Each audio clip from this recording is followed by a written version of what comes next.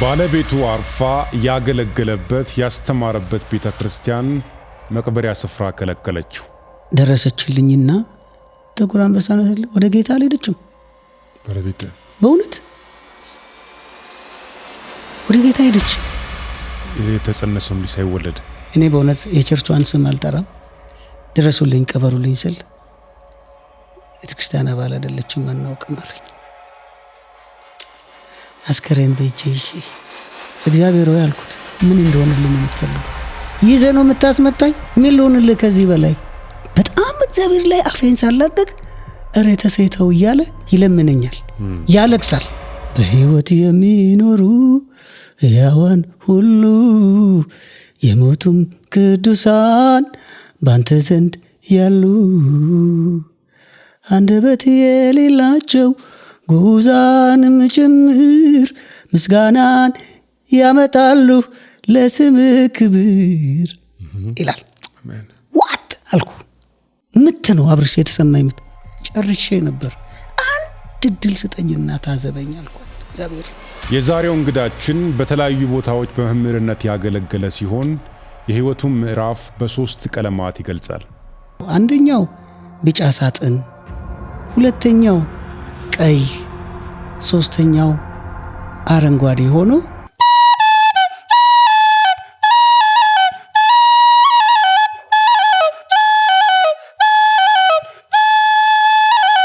ውድ ተመልካቾቻችን ከዛሬው እንግዳችን ጋር እጅግ በጣም አስተማሪ ቆይታ አድርገናል።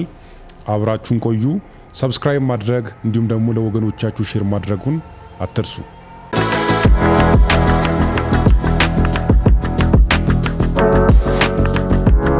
ጋሽ ተሴ ረጅም መንገድ አቋርጠው ከዲላ እስከዚህ ስለመጡ ከልብ አመሰግናለሁ። እንኳን ደህና መጡ። እንኳን ደህና ቆያችሁኝ። እንኳን በሰላም ጠበቃችሁኝ። እግዚአብሔር ይመስገን። አሜን። ሪሰንትሊ ቲክቶክ ላይ አጫጭር መዝሙሮችን እየዘመሩ የሚለቁት እጅግ በጣም ይባርክ ነው እና እግዚአብሔር አምላክ ይባርኮት። አሜን አሜን። እንግዲህ ጋሽ ተሴ ማን ነው የሚለውን በማወቅ ብንጀምር ቆንጆ ነው። አመሰግናለሁ። እኔ ተሰማ ወሬራ ፈይሳ እባላለሁ። ከጌዴኦ ዞን ዲላ ከተማ ነው የመጣሁት። እግዚአብሔር ይባረክ። የ1964 ዓመተ ምህረት በጌዴኦ ዞን ወናጎ ወረዳ ይባላል ድሮ፣ አሁን ዲላ ዙሪያ ብለውታል። አዳም የሚባል ከዲላ ከተማ ትንሽዬ 2-3 ኪሎ ሜትር ወጣ ብሎ ወደ ቡሌ ሶላሞ መስመር የሚገኝ አካባቢ ነው የተወለድኩት። አሁን ኦልሞስት ወደ 54ኛው ዓመት እየሄድኩ ነው። በዚህ 54 ዓመት ውስጥ እንግዲህ አሁን ላይ የ5 ልጆች አባት፣ የ3 ወንዶች የ2 ሴቶች እና ከመጀመሪያዋ ልጄ 2 ልጆች ተወልደው አያት ሆኜ እንዲህ ሆኜ እልሃለሁ። በትንሹ ተሰማ ወሬራ ኃይላቱን ለመጀመር እኔ ነኝ እንግዲህ። እግዚአብሔር ይመስገን። አሜን። ጌታ ይባረክ። አሜን። እንግዲህ ወደ ልጅነት ህይወቶት ልመልሶትና ጋሽ ተሴ የልጅነት ህይወቱ ምን ይመስላል? የልጅነት ህይወቱን ሲያስቡ እንዲሁም የወጣትነት ምን እንደሚመስል ቢያጫውቱን ደስ ይያለኝ። በመጀመሪያ አንተ በነጻነት ተሰምቶ እኔም ደስ ብሎኝ ክብሩን አይቻለሁ። በልብ ውስጥ ያለውን ግድ የለህም አንድ ክልከላ ላንሳለህ። አንቱነቱን ተውና የምስርም አንተም ጋሽ ተሴ እንዴት ነህ ብትሉኝ ደስ ይለኛል። እግዚአብሔር ይባርካችሁ ለክብሩ። ዋናው የልብ ስለሆነ ይህንን ደግሞ በእርግጠኝነት አንብቤዋለሁ። ከዚህ መነሻ ተማሪዎችም ጋሽ ተሴ እንዴት ነህ ብለው በረፍት ሰዓት ቆሎ አካፍሎኝ የበላው ነው ረጅም ዓመት ያስተማርኩት። ስለዚህ ቢፍሬ አንተ ብለህ ብትሄድ ደስ ይለኛል። የልጅነቴን ስቀጥል እንደማንኛውም ልጅ የአፍሪካና የትኛውም ሀገር ልጅ የአፍሪካ እንኳን እንደማንኛውም የአፍሪካ ልጅ እስከ 7 ዓመት ድረስ አላመመኝም፣ አይኔም አልጠፋም። የእናንተ አባል ነበርኩ ማለት ነው። እና ከዛ በኋላ ነው እንግዲህ አይኔ ከጠፋ በኋላ ነው ወደ ከተማ የመጣሁት። ህይወቴን ግን የልጅነቴንም የወጣትነቴንም አሁን ድረስ የደረስኩበትን እድሜ ግን በሶስት ምዕራፎች ወይም በሶስት ቦክሶች ውስጥ ማስቀመጥ ነው የምፈልገው። አንደኛው ቢጫ ሳጥን፣ ሁለተኛው ቀይ፣ ሶስተኛው አረንጓዴ ሆኖ እኔ ልጅነቴንም ሳወራ ወጣትነቴንም እስካሁን የደረስኩበትን ሳወራ አድማጮች ተሰማ እዚህ ጋር ቢጫ ነው፣ እዚህ ጋር ቀይ ነው፣ እዚህ ጋር አረንጓዴ ነው ብለው ይደመድማሉ። ምን ማለት ነው? ቢጫ ስሙ እንደሚያሳየን ተስፋ ነው፣ ተስፋ ነው። ቀይ ደግሞ ቀይ ነው፣ አደጋ ምልክት፣ የሰቆቃ የፈተና ፉል ኦፍ ቻሌንጅስ የታዩበት እንደ ማንኛውም ሰው ትንሽ የተንከራተትኩበት ዘመኔ ነው። አረንጓዴው ደግሞ ልምላሜ፣ ስኬት ነውና ይህንን አድማጮች የሰሙ አሁን የት ነው የሚለው ነገር የሚቸግራቸው አይመስለኝም። ስለዚህ ከቢጫዬ ሲጀምር በልጅነቴ ያው አይነ ስውርነቴ ሳያግደኝ፣ ምክንያቱም አይናማ የነበርኩት ገጠር ነው። ገጠር የገጠሩን ህይወት አይቻለሁ፣ አስታውሳለሁ። በጣም የሚገርም ሜሞሪ ጥሩ ነው የኔ ሜሞሪ። እንጨት መልቀሜን፣ ምንጭ ያቅሚቲ ውሃ ለቤተሰብ መቅዳቴን፣ እንቆቅልሽ ምንድነው ይሄ ድብብቆሽ፣ ሌባና ፖሊስ ተጫውቼ ግን አይኔ ከጠፋ በኋላ በነገራችን ላይ አይኔን ያጠፋው ክፉኝ ነው። አባቴ 4 ሚስቶች አሉት። ከአራቱ ሚስቶች ውስጥ አንደኛው ቤት ውስጥ ነው። ከአራቱ ቤት ውስጥ እናታችን ከምትወልጃቸው 4 ልጆች 4ታችንም ነበር የተያዝነው በኩፍኛ። እና ትሪትመንቱ ከባድ ነው። እጅ መታሰር አለበት፣ አይን ያሳክካልና አይን ካከካችሁ ይጠፋል ተብሎ እነዛ ሁለቱ ላይ ፎከስ ተደረገ። እግዚአብሔር አዋቂ አይደል አላቅም።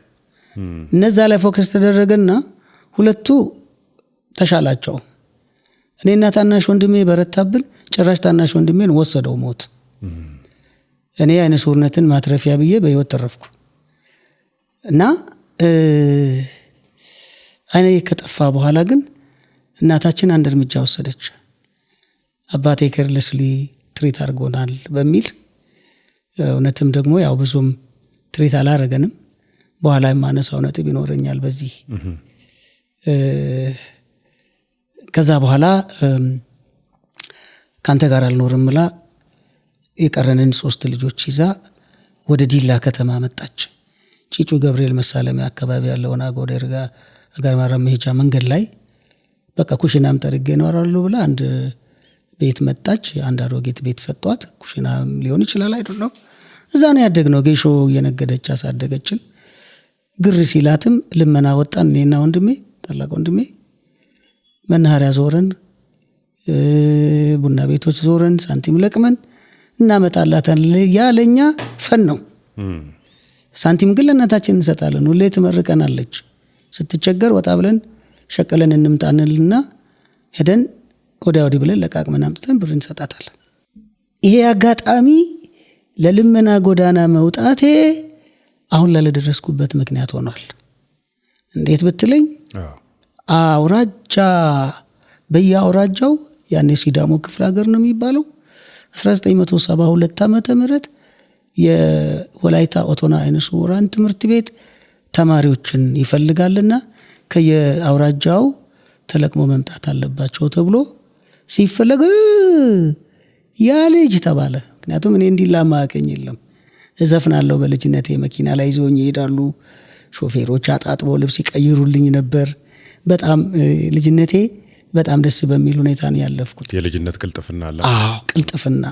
ምክንያቱም እዛ ስላደኩኝ ጎዳናም ስለነበረ ከመኪና ጋር ሮጬ መኪና ሲሄድም ሄድ ምወርድ በቃ ብቻ አይነ ስውር አልባልም። ተመትቼ አውላ አውቃለሁ። ቸርኬ የነዳው እጄ ሰው እግር ውስጥ ገብታብኝ ጎማዋ ተመትቼ ሁሉ አውቃለሁ። ዞር ብሎ ሲያዩኝ ላይ ስላቸው ነው እያለቀሱ የሚያባብሉኝና ህይወቴን በዓይነ ስውርነት አስቤው አላውቅም። እና ኑ ተባለ፣ ተመዘገብኩ። መጨረሻ ላይ መጥፎ ድል ገጠመኝ። እግዚአብሔር ረዳኝና ነው ያለፍኩት። እናቴ አልሰጥም አለች። ለምን ጥሩ ምን ተባለ? ያው አሉባልታ ትጥቅ ይፈታ የለ መንግስት ዱቤ ያለበት ያለ ስላሴ ጊዜ የሰው ዱቤ ስላለበት አካል ጉዳተኛው ምናምኑን ለቃቅሞ ነው ለግብር የሚፈልገው፣ ሌሎቹን እንዳይሄድ ጉዳት የሌለበትን ላለመንካት። ስለዚህ ልጅሽን ምን አረገሽ ለምኖ ይብላበት ተባለ። በዚህ ሰማችና ልጄንማ ለምኖም ይበላል እኔም ሽርብ ያሳድጋለሁ እንጂ አልሰጥም ብላ ልትደብቀኝ ጠዋት ተነጋግረን ወደ አባቴ ሀገር ወደ ገጠር ልትመልሰኝ እያለ ይሄ አውራጃ ጽሕፈት ቤት የሚሰራ አቶ አለሙ ባሊ የሚባል አሁን በሕይወት የሉም፣ እግዚአብሔር ረፍት ይስጠው ብለናል። በእውነት ብዙ ጊዜ አነሳለሁ ምክንያት ይሄድ ስለሆነ እሳቸው ቤት መጡ 12 ሰዓት ላይ እኔ ጠዋት እኛ ልንሄድ ነው። ቤቶች አቤት ክፈች የተባለች ስትከፍት እሱ ነው። ይተዋወቃሉ በአካል። ልጅሽ የት አለ? ወይ ልጄ እኮ አባቱ ወሰደው፣ እንደዚህ ተብሎ ተነገረና አባቱ ወሰደው። ሰውየው ዘራፍ አለ። ልጅሽን ካላመጣሽው ፖሊስ ጣቢያ ነው ወስደሽ ትታሰሪያለሽ ብሎ አታካራ ሲፈጠር እሷም እንደዚሁ ምልልሱ ሲጦ በጣም ሲያይል ተነሽ ወደ ጣቢያ ሲላት ኧረ እባክህ ብዬ እኔ ጮኩኝ ካልጋ ስር ትረፍ ሲለኝ እግዚአብሔር የነገዬን ሲያይልኝ የነገዬን ሲያይልኝ ጮኩ። እሱም በርትቶ ስለነበረ እግዚአብሔር አበረታውና ተጫጭኗት እኔ ሳለቅስ ተሳሳቁ። በቃና አይዞሽ ብሎ አባብሎ ላከኝ እልሃለሁ ትምህርት ቤት። ወላይታ ሄድኩ። ዲላ ላይ መንከራተቴ ፈንም ሆኖ ከመኪና ስጋጭ ስወርድ ስዘል ሞተር ሲጥለኝ ሳይክል ሲጥለኝ ሳይክል ላይ ሲሄድ ስወድቅ ስላላት ያልሰበረኝ እግዚአብሔር አክቲቭ ነበርኩ። ወላይታም ትምህርት ቤት ስገባ 72 ገባሁልህ። አንደኛ ደረጃን 6 ዓመቱን በ3 ዓመት አቀለጣጥፌው ጨረስኩ። በደብል 75 ጀምሬያለሁ። 77 8ኛ ክፍል ጨርሻለሁ።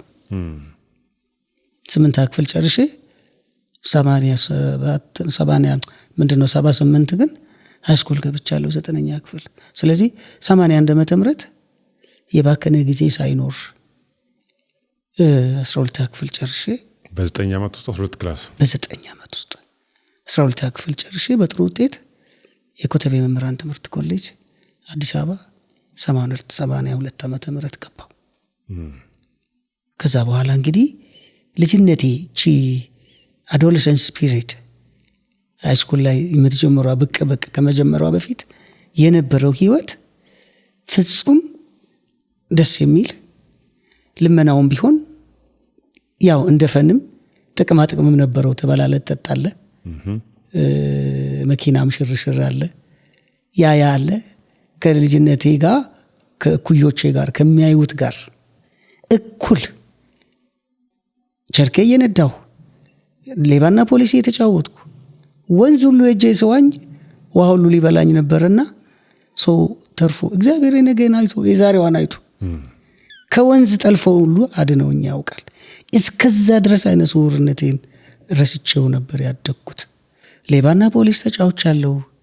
ወንዝ ዋና ሄጃለሁ። አብሬያቸው ስጫወት ውሃም ተፍቶኝ ያውቃል። አድነውኝም ያውቃሉ ሲወስደኝ።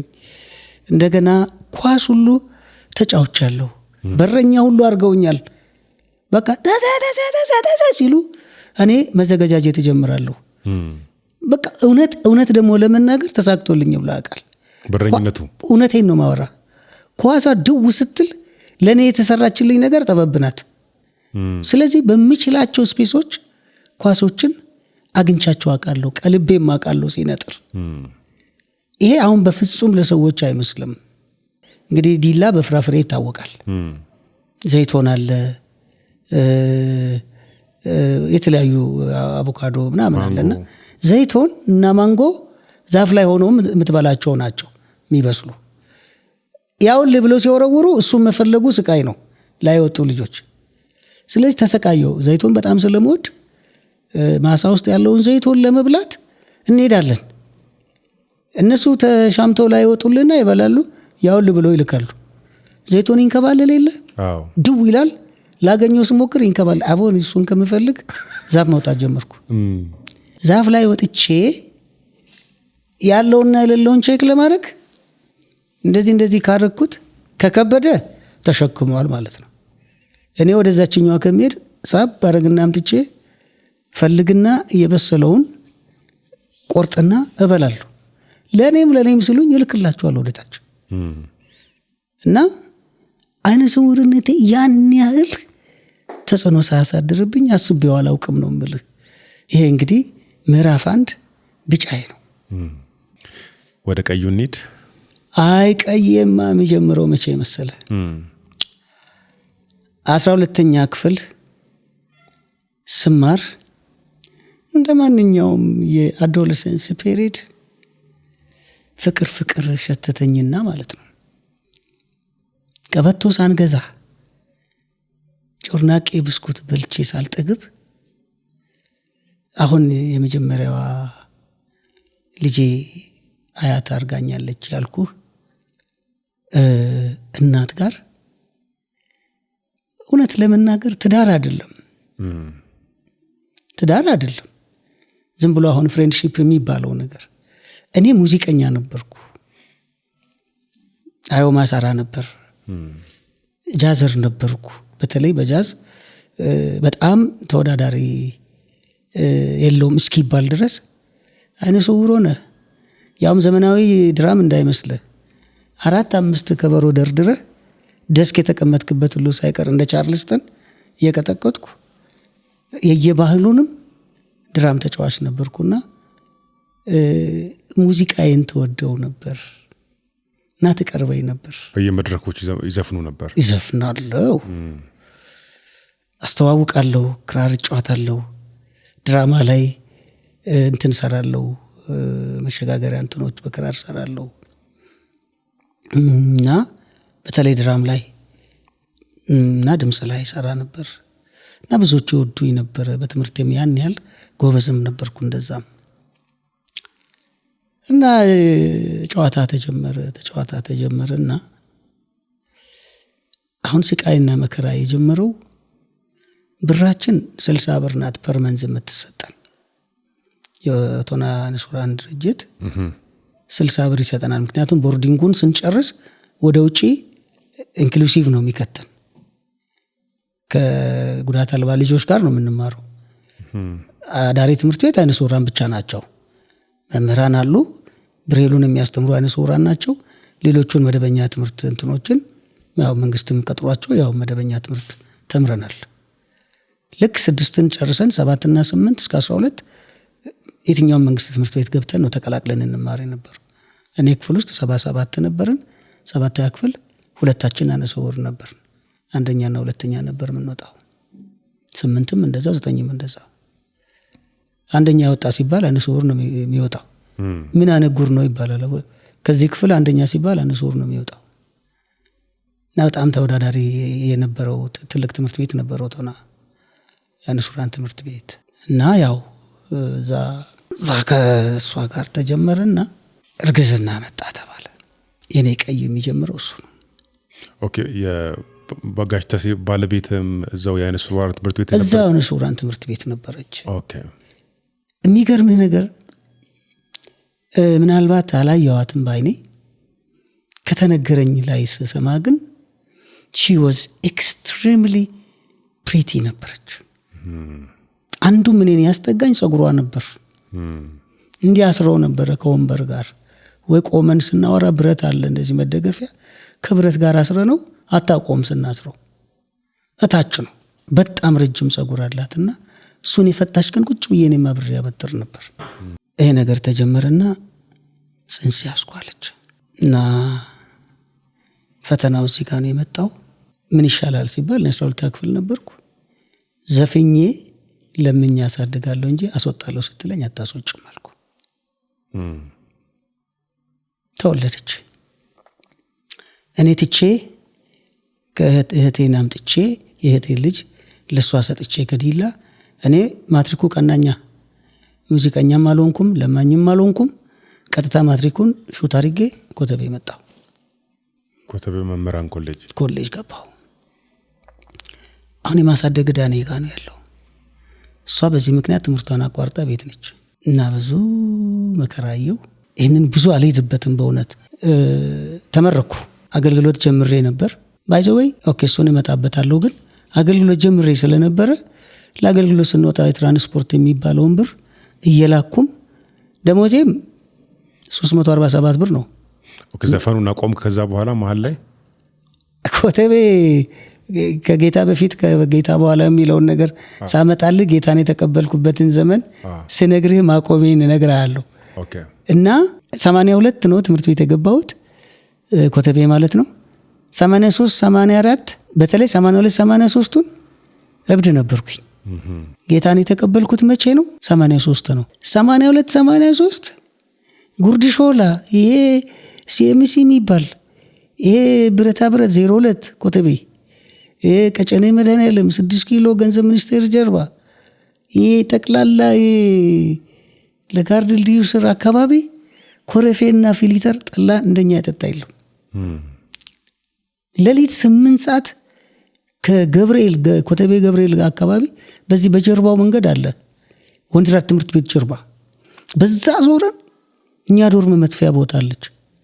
በአጥር ፍለጋ እንኳን ስንንከራተት አንተ በእግዚአብሔር ምሕረት ነው የመጣሁት እኮና እዚህ ላምበረት አካባቢ የገባነው ቱቦ ሰው እያለቀሰ በመሰላል ሲመጣ እኛ ሰክረን ከአንድ ጓደኛዬ ጋር ወድቀን ቆመናል። ቱቦ ስር ሰው አስከሬን ሊያወጣ ነው የመጣው። በየትኛው ደረጃ እንደወረዱ አላውቅም። ሲመጣ እኛ ቆመን ደንግጠን ግን ዝም ብለን ወደ ግራ ወደ ቀኝ ስንል ሌላ ጉድጓድ ነበር። እርምጃው ቢገባ ኖሮ ምን ገባበት። እግዚአብሔር ዛሬን ስላየልኝ ማለት ነው። ያን ያህል አስቸጋሪ በህይወት አለ እንዴ ተብሎ ቲክቶክ ላይ አንዷ ረጅም ሰዓት አልቅሳለች። እኔን ቲክቶክ ላይ አይታኝ ወንጌል ተሰብከኝ የነበረች ልጅ ኮተቤ ስንማር ቲክቶክ ላይ ባዮ ላይ ቁጥሬ ስላለ አይታኝ እኔ በህይወት ትኖራለህ ብዬ አላሰብኩም ብላ 1 ሰዓት አልቅሳለች እየጸለየች። ለምስክርነት ስትመጣ በጣም ስለምትጨቀጭቀን ነውረኛ ቃል አውርተን እናባረራታለን። እንደዛ ብለን ስናባረራት አትመጣም ብለን ነው፣ ግን ተመልሳ ትመጣለች። ተሴኮ ዋንካና ዲስቱ ትለኛለች ኦሮምኛ ስለሚችል አጥቶ ጌታ ይወዳል ትለኝ ይጃቦ እንላታለን። እሷም በጌታ በርትታለች፣ እኔም ጌታ ረድቶኝ በዚህ መስመር ተገናኘን። በህይወት ያለው አይመስላትም ነበር።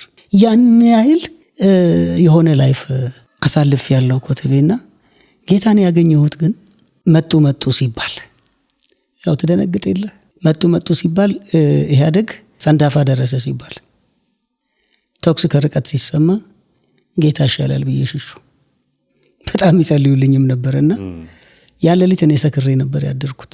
ምክንያቱም ከመጡ ያው ከመርበትበት እዛው መጥተው ይግደሉን በሚል ትንብዝ ብለን ገባን። ግን በህልሜ ሁሌ ስለ ጌታ ይመሰክርልኝ የነበረ ልጅ እኔ ዶርም ውስጥ አለ። እግዚአብሔር ዛሬ ወደ ጌታ ሄዷል። ኮሮና ወሰደብን። በጣም ጎበዝ ክርስቲያን ልጅ ነበር። አባያ ብዲቃ የሚባል ልጅ። በህልሜ ነቃው። ሲነቃ እንደ ራእይ ነገር ግቢ ውስጥ ትልቅ ነገር ያለው አረንጓዴ ጥድ የበዛበት ነፋሻማ ነገር። ስተኛ ጠዋት ቸርች ወደኝ ብየው ነው። ቀልድ መስሎታል። 3 ከእንቅልፌ ነቃው። 3ም ህልም ነበር የቀሰቀሰኝ። የመጨረሻው ህልም ይሄ አባያ ምን ልጅ ጋቢ ለብሶ ተንበርክኮ ይጸልያል። ወይኔ ጥሎኝ ደብዬ ነቅቼ ልቀሰቅሰው ሲሄድ ጋቢ ለብሶ ተንበርክኳል። እንሂድ አልኩት። ተሰምርህ ነው እንደ ብሎ ቶሎ ለበሰ። እንጦጦ ሄድኩኝ። ቄስ በሊና ነበር የሚሰብኩት። ስብከት ሰምቼ ፈውሱ ሲመጣ ልነግር አልችልም። ልቤ ሐሴት አደረገ።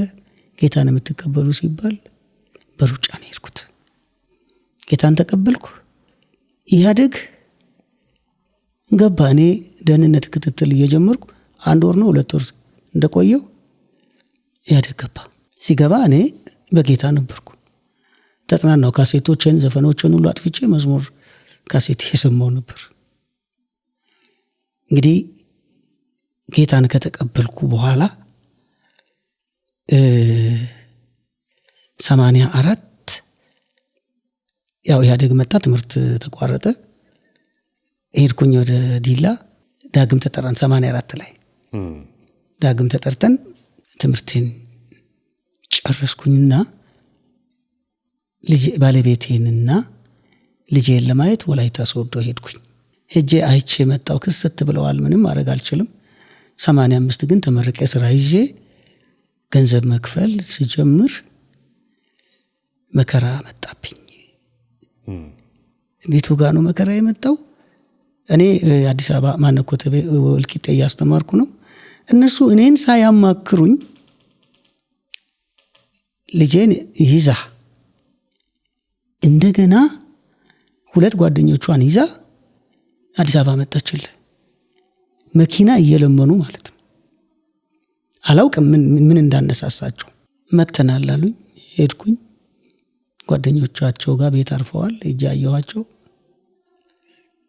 እዛ በኋላ በቃ መመላለስ ሆነ።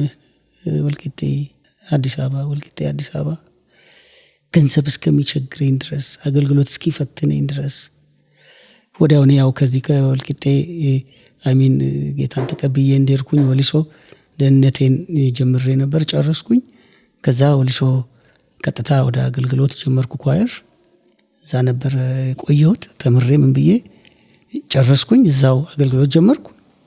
ቤተክርስቲያን ሱሪ እስከምታሰፋልኝ ድረስ ሁሌ አንድ ሱሪ ሆነብኝና ማለት ነው።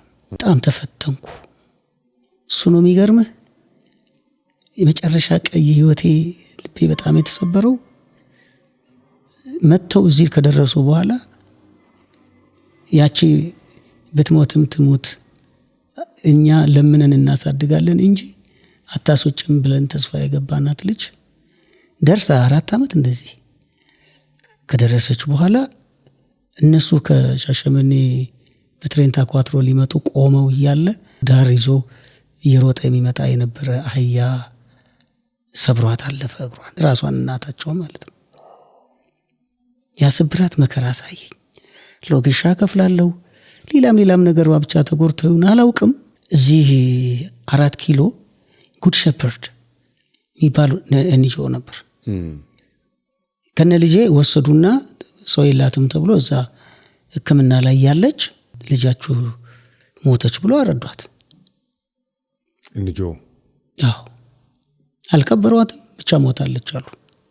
መጀመሪያ ይለምኗት ነበር። እቺን የመሰለች ቆንጆ ልጅ እናንተ አንቺ ምን ያደርግልሻል? አንቺም ታማሚ ነሽ፣ እናሳድግልሽ ይሏት ነበር ነው የሚሉት። የሆነ ሰስፔክት የምናደርገው ነገር አለ። እኔ ከወልቂጤ መጥተው ጠሩኝ። ሄድኩኝ። አለቀስን፣ አልቀብርንም። እሷን ይዤ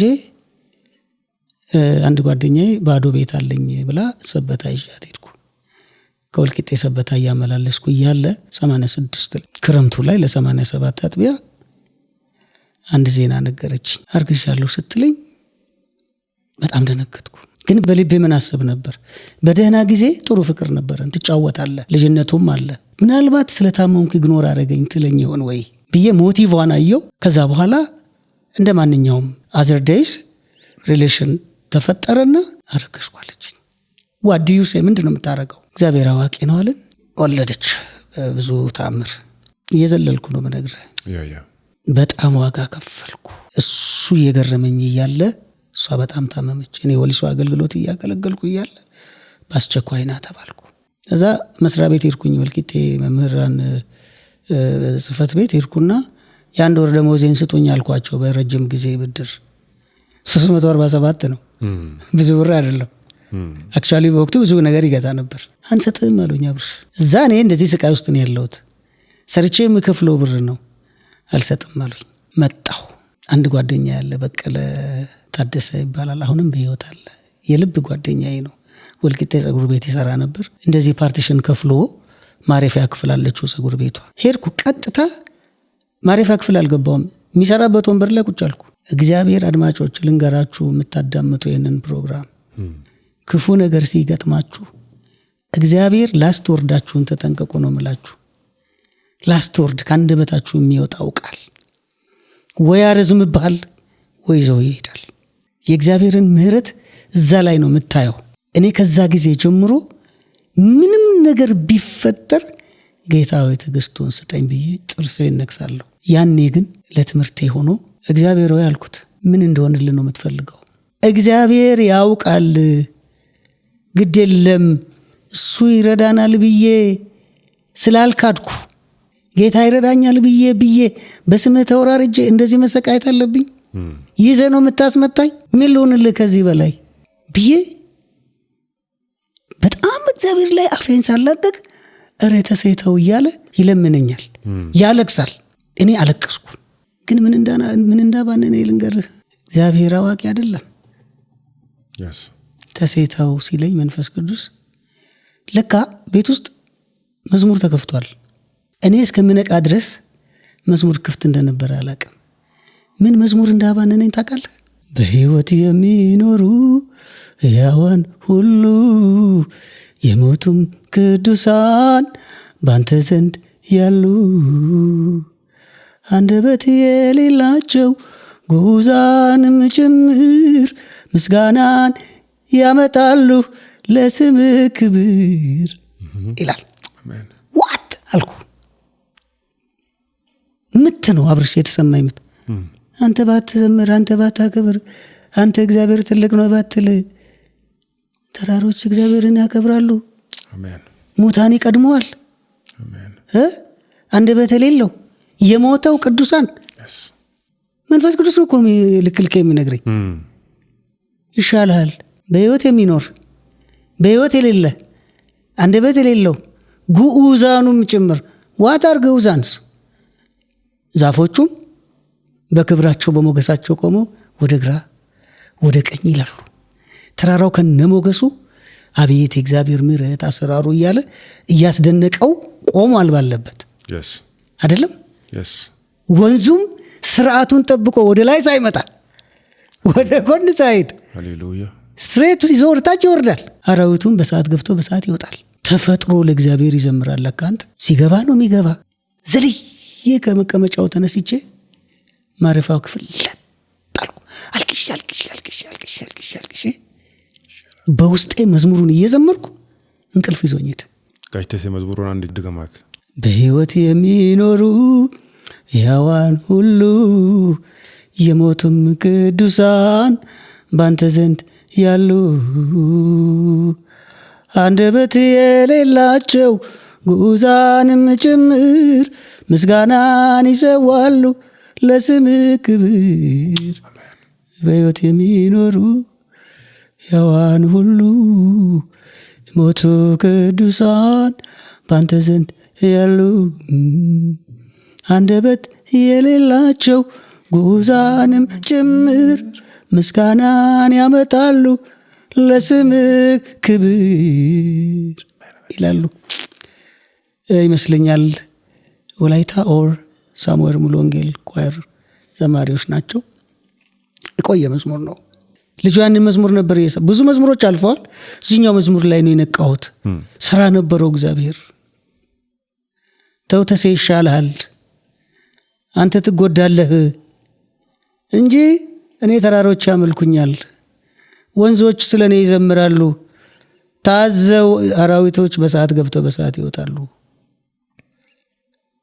ይቅር በለኝ ጌታዬ ብዬ እጄ ተንሰቅስቄ ብዙ ነገር ተናግሬዋለሁ። እግዚአብሔርን ነገን አይቶልኛል እግዚአብሔር።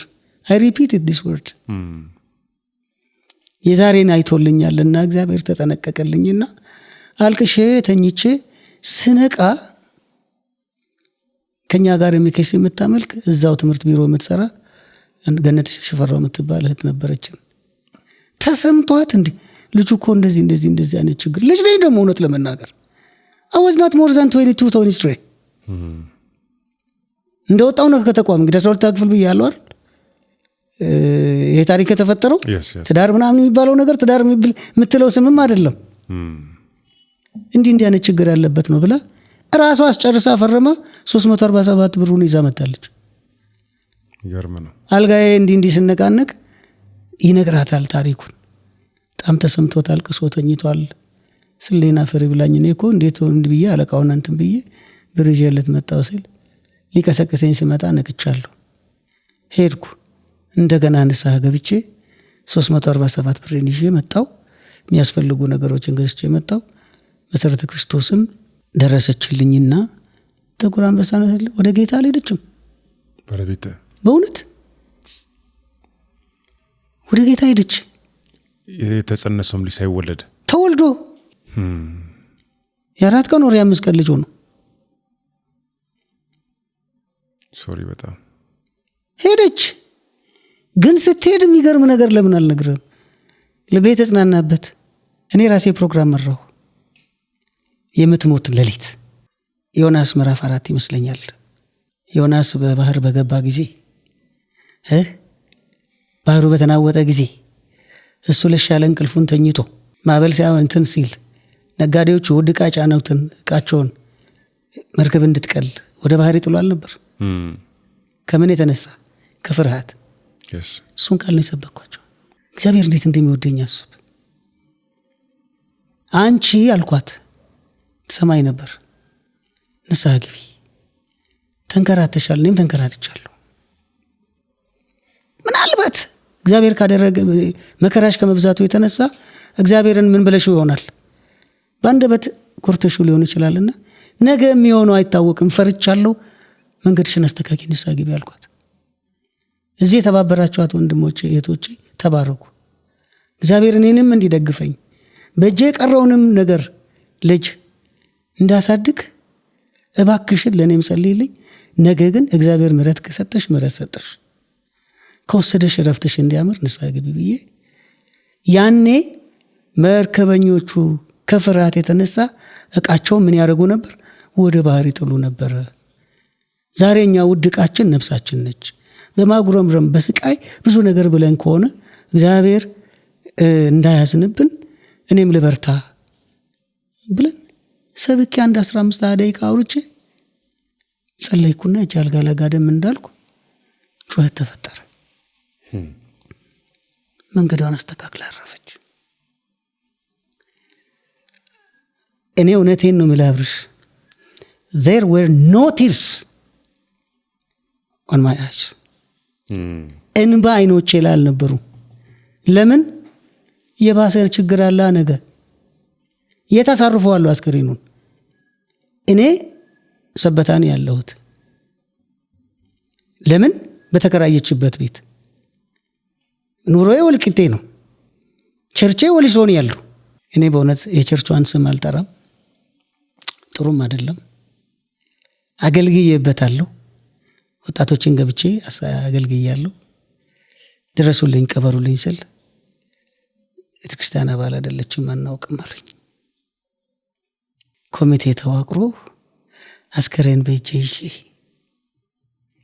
ኮሚቴ ተዋቅሮ መልስ እስኪሰጥ ድረስ አሉኝ። ማታ ነው ተጎሳቁላለች። ማታ የሞተችዋን አስከሬን ጠዋት ለመቅበር እነሱ ኮሚቴ 11 ሰዓት ላይ ይቀመጣሉ።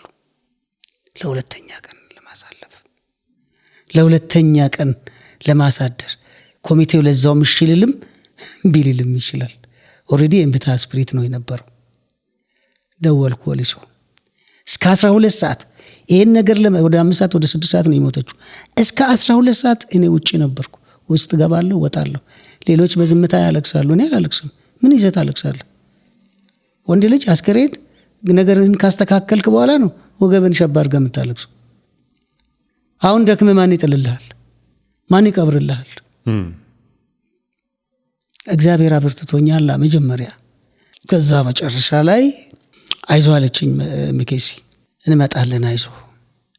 ጠየቃቸው፣ እምቢ አሉ። አዎ እሺ። ከዛ በኋላ ተሴ እንደዚህ ሆነ ሲባል ወደ ዮሴፍ ቦታ ገዙ፣ ቀብር ቦታ።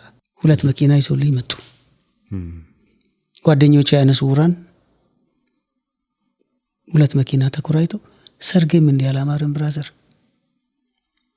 ወስደን የተቀበርን ዮሴፍ 15 ቀን ሽማግሌውም ግቢያቸውን ለቀቁ። አዘን አልበረታም። ምክንያቱም ከየቦታው ማገልገል ጥሩ አይደለም። አዲስ አበባን ዞር ያለውና መተው አጽናንተውኝ አንድ ሰራተኛ ሰጡኝና ልጄን ሌላኛዋን ልጄንና ያቺ የተወለደችዋን ልጅ በወተት ለማሳደግ 2 ልጆች ይዤ ወዴት ሄድኩኝ? ወደ ወልቂጤ ሄድኩ። የመጀመሪያዋ ልጅ ማለት ነው? ሌላኛው የመጀመሪያውማ ሞተች። ከዛ በኋላ 2 ልጆች፣ አንድ ልጅም ነበረችኝ። እችኛዋ አሁን በሞት ምክንያት የተወለደችው አለች 2 የ3 ወር ወይ የ2 ወር ህፃንና የ2 ዓመት ወይ የ3 ዓመት ልጅ ይዤ በሰራተኛ ወደ ወልቂጤ ሄድኩ። በ347 ብር ኖርን 1 ዓመት ከሰራተኛ ጋር 86ን በዚህ ሁኔታ አሳልፌ 87ንም እንደዚሁ 1 ዓመት ቆየና 88 ዲላ መጥቼ ያጎቴ ልጅ ይዤ መጣውና ሰራተኛዋን ሸኘዋት። 2 ልጆች ይዘን መጣን። ያቺ ልጅ በጣም አስቸገረችኝ። አራሷ ልጅ ህፃኗ አትበላም አትጠጣም። እኔ ገንዘብ የሌለኝ ይመስላችኋል? ሰዎች መጥቶ ቢያበሏት አትበላም። 5 ዓመት በጣም ተሰቃየሁ። ያቺኛዋ በረታችልኝ። መንግስት መጥቶ ይለምነኛል፣ ፈረንጅ እንጆች ይለምኑኛል። ግን እግዚአብሔር የነቢያቶች መንገድ ላይ ሲያሳድጉ ለምነው በጎርፍ እያጠቡ ልጆቻቸውን እግዚአብሔር 347 የሰጠኝ ሸሚዝ መዘነጫ ከሆነ አርግብኝ እንጂ አልሰጥም ለመንግስት አልኩ። እንዳልኩትም 1 ዓመት ከዛ ልጅ ጋር ኖርኩኝ። 88ን ጨርሼ 89 ወደ ሀገር የገባው ወደ ዲላ ገባው። 2 ልጆቼን ይዤ 1 ዓመት ቆየው። 2ኛው ዓመት ላይ ያቺኛዋም ልጅ አረፈች ትንሿ። ከዛ 1 ልጅ ይዤ ኑሮዬን ስቀጥል የኔ ቀይ አሁን ላወራ በማልችለው መንገድ እግዚአብሔር ባይታደገኝ ዛሬን ባይልኝ ኖሮ ትልቁ መከራዬ እዚህ ጋር ነበር። ሌላም እንደው ብንማር ጥሩ ነው ብዬ የማስበው እኔ ማግባት አልፈልግም አልኩ። ከዛ በኋላ በቃ በፍጹም ከዚህ በኋላ ይቅርብኝ፣ ልጄን አሳድጋለሁ፣ አደራዬን እወጣለሁ። እኔ እንጀራ እናትም እንድታሰቃይብኝ አልፈልግም ብዬ 2 ዓመት ቁጭ አልኩኝ። ያገለገልኩ ቸርች ቆየሁና 2ኛው ዓመት ላይ ካላገባ ላይ ቸርች ትሰናከላለህ፣ አገልጋይ ስለሆንክ ማግባት አለብኝ ሲሉኝ ኦኬ አንድ እህት ጀመርኩ። መሀል ላይ ልጄን አምጥቼ ሰጠዋት። እቺ ልጃችን ናት። መከራ በልቼ ዋጋ ከፍዬ እግዚአብሔር ያተረፋት ነች። በጮኝነት ዘመን ግሪያት 4 ዓመት ምናምን ቢሆናት ነው ፍቅር ስጫትና እግዚአብሔር ያለቀን ጆይን አድርገን ቤት እስከምንገባ ድረስ ብዬ ቤት ተከራይቼ አስቀመጥኳቸው 2ቱን። ከዛን ያገልግሎቴን ጀመርኩ። ጎረቤት የተከራዩበት ተከራዮች አንተ ምን ሆነ ነው? ምን ነው? ዩር ቤቢ ኢዝ ቱ ዳይ፣ እየበላች አይደለም፣ ዱላ ነው፣ በር ተዘግቶባት ነው የምትውለው፣ እንቅልፍ ያዳፋታል። አንተ ድንጋይ ቤት ውስጥ በአማረ ቤት ውስጥ እየኖርክ ምን ነው ልጅቷን ወይ ለአክስቷ ማትሰጥ ነው? መከርኩ፣ አስመከርኩ፣ አቃተኝ። ልጄን ወሰድኩና ለእህቴ ሰጠው። ቤተክርስቲያን ጠራው። ቤተሰብ አቤት፣ እኔ 2 ጊዜ መታወር አልፈልግም። አውትሳይድ ኢዝ ኦልሬዲ ብላይንድድ፣ የውጭው ኦልሬዲ ሄዷል። የቀረኝ ውስጥ ልብ ነው። ልቤ ቢጎዳ ደብል መታወር ይሆናል። ፈርቻለሁ። ይቋረጥ፣ ይሄ ነገር ይቋረጥ። የእንጀራ እናትነት ባህሪ አይቻለሁና ይቆረጥ። ኋላ እንዳልጎዳባችሁ ይቆረጣል። አንዳንድ ጊዜ አሪፍ ወይም አክቲቭ ማይንድድ የሆነ መሪ ለቤተ ክርስቲያን ያስፈልጋል። ውሳኔ ሰጪ ያስፈልጋል። የማይሆን ነገር በጊዜው ይሆናል ነው ይላል ፈረንጅ። ኦን ታይም ብታረገው ኖ ኢዝ የስ ይላል። ምን ቢሆን ኦን ታርጌት ቢሆን ቆይስቲ ነገ፣ ቆይ ተነገ ወዲያ፣ ቆይስቲ አይተንበት፣ ቆይስቲ መክረንበት የምትለው ነገር መጨረሻ ላይ አይሆንም ቢባል ተስፋ አድርገህ ልብ ይሰበራል። ትክክል። ስለዚህ አይሆንም ምን ለምንድን ነው የምታጠራቅመው? አይሆንም በቃ መቁረጥ ነው ያለብህ። 2 ታያለህ 3 ታያለህ፣ ከ4 በኋላ ለምንድን ነው የማይቆረጠው? በዚህ ሰለባ ሆኛለሁ እኔ። በቃ የእንጀራ እናትነት ባህሪ አይቻለሁ። እሷም እየበረገገች በር እየዘጋውባት ነው የሚሄደውና ልጄን ወስጄ ለእህቴ ሰጥቻለሁ። እኔ ከዚህ በኋላ ከእሷ ጋር መቀጠል አልፈልግም አልኩ። አይ በቃ እንዲህ ስለሆነ ብቻ ብለው ጋብቻው ተፈጸመና በሁለተኛው ቀን ጦርነቱ ተጀመረ። ቃል ኪዳን ፈጽመን ቤት ከመጣን በኋላ ምን ብዬ አመሰገንኩ? ነኝ ያለ ፈቃድ አገባ ማለት ነው። በቃ ተጽዕኖ ነዋ። ምን ታደርጋለህ? ምን ብዬ ጸለይኩ? ጓደኞቼ ሲመጡ ከነ ልጄ ከነ ጉድለቴ የምትሸከመኝን እህት ጌታ ሰጥቶኛል አልኩ። አሜን አሉ። እነሱ ሄዱ። እሷ ግን ማታ ነዝነዝ ጀመረች። ከነ ልጄ ከፈለክ እኔ ልጅህን ወስጄ ለእናቴ ሰጣታለሁ። ከነ ልጄ መቼ አልኩህ? እኔ ተከራይተን ኖረን አኑሬሽ በቃ አልፈልግም፣ መውለድም አልፈልግም። 1-2 ዓመት አይቼ ነው መውልደው። በዚህ ጦርነት ተጀመረ። መጨረሻ ላይ ልጄ ለእህቴ ሰጥቼ መጸለይ ጀመርኩ፣ አገልግሎት እስኪከብደኝ ድረስ። ሰብ መጣ። አንድ ቀን ልጄን ጎረቤት ባስቀመጥኩበት ዕዳ ስትደበድብ ፖሊስ ሲባል አይተውት የኔ ነገር በእግዚአብሔር እጅ ነው ያለው ብዬ እህቴን ጠርቼ ልጄን ውሰጂልኝ ብዬ ስል ሽማግሌ በተሰበሰበት ከኔና ከልጁ ይምረጥ አለችኝ። አለያ ገፋላችኋለሁ። እሷም እንዳንተ አይነ ብርሃን ናት። አረ አይነ ብርሃን አይነ ስውር ናት ማለት ነው። አያያያ አረ አይነ ስውር አይደለችም። የምታይ ናት። እንደው ቀዩን ለማብዛት ነው። ከዚህ በኋላ ብዙ አልሄድበትም። ምንድነው የሆነው? ከኔና ከሱ ይምረጥ አላከ 2 አንዳቸው እንደፍቼላችሁ ሄዳለሁ። በእውነት አዎ እሺ ብዬ ልጄን እህቴ ሰጠው። ቤት ለቅቄ ወጣሁ። በቃ ወጣሁና በውጭ ሽማግሌዎች ጉዳዩን እየተከታተሉ እያለ መሀል ላይ ወንጌላዊ ወንድሙ አመጣ። ደስ አለኝ። ወንጌላዊ አይደል እኔ ተመለስ ነው የሚሉኝ ሰዎች። እሺ አልኩ። ከዛ ጭራሽ ሽማግሌዎች ቁጭ ብለው ሚዜዎቼ ቁጭ ብለው ማታ ውይይት ጀምረን አድማጮች የመጨረሻ ቃላችሁን እግዚአብሔር ይባርክላችሁ። ንግግር በጣም ነው ልብ የሚሰብረው። ነገ የምትፈልገውን ሰው ለምን ትሰብረዋለህ? ወይ ደግሞ ባትፈልገውም ለምን ለሚቀጥለው ጄኔሬሽን ቀስ ብለህ እንደ እንቁላል አስቀምጠህ አትሄድም? አንተ የሰበርከው ማን ይጠግናል? ሰበረኝ መጣና የእሷ ጉድ እያለ እኔ እንደውም እኮ ቤተሰብ አይሆንም ብዬ ነበር አለ ትዳሩን። እና እኔ ነኝ እንደውም ተው ያልኩት። ሙሉ አካል አላት። አይሆንም የሚባል ጭቅጭቅ ሲበዛ የሚበዛ ከሆነ ይዣት መሄድ ይችላሉ አለ ወንጌላዊው። አልኩት። ቁጭ ብዬ ነበር። ተነሳው፣ ተንጎራደርኩ፣ ተንቀጠቀጥኩ። አብርሽ ልነግርህ ከምችለው በላይ አንተም ሙሉ አካል በሚለው ታምናለህ እንዴ? በእግዚአብሔር ቤት ባሪያ የለም፣ ጨዋ የለም፣ ሴት የለም፣ ሁሉም እኩል ነው። በክርስቶስ ነፃ የወጣ ብቻ ነው ያለው። በሰማይ ጨለማ የለም፣ ሁሌ ብርሃን ነው። የስጋም ቢሆን የምንም ብለን ሰብከን what do you mean? እኔን እንደ ጎዶሎ የምታይኝ ቢሆን ኖሮ እኮ ጌታ ምስክሬ ነው መጥተህ እጃችን እስኪገነጠል ድረስ ወደ ላይ አንስተህ ትዳራችንን ባርካ አባትን ወክለህ መጥተህ ጸልዬ እኮ ሄዳል። ለምን ልቤን ሰብረዋለህ? ሙሉ አካል ናት የምትል ከሆነ እኮ ይዛት ሄዳልኩት። እኔ በጌታ ሙሉ ነኝ። በእውነት በጌታ ሙሉ ነኝ። ዛሬም ፎክራለሁ። እንዴ ተሴ ተረጋጋሉኝ። እንዴት ነው የምረጋጋው? እንደውም ሙሉ አካል ናታል እና እኔ ከኔ የሚወለደው ሕፃን ለእናንተ ቤተሰብ አጎትና ክርስትና አያት ሲሆን አንተ እየጠላኝ አንተ ዘመድ እየጠላ የምወልደው ሰው እንዴት ነው የኔዎቹ? እኔ ከጎርፍ መጣው ነኝ። በእናት ይዛቱ ጣልኩት። ሰርቼ እንደማበላት ደሞዝተኛ እንደሆንኩ ጌታ ረድቶኝ እንደማገለግል ስላወክ ነው መጥተህ ሰጠኝ እንጂ ደጀ ሰላም ቁጭ ብዬ ስለ ማርያም ብል ኖሮ እህትን እኮ አሰጠኝም አልኩ። ለምን ትዋሻለህ? ለምን ለወንጌል ሳይድ አትይዝም? እኔ እኮ እሷን ገርፈት ሰጠኛለህ ብዬ ነበር የጠበቅኩት።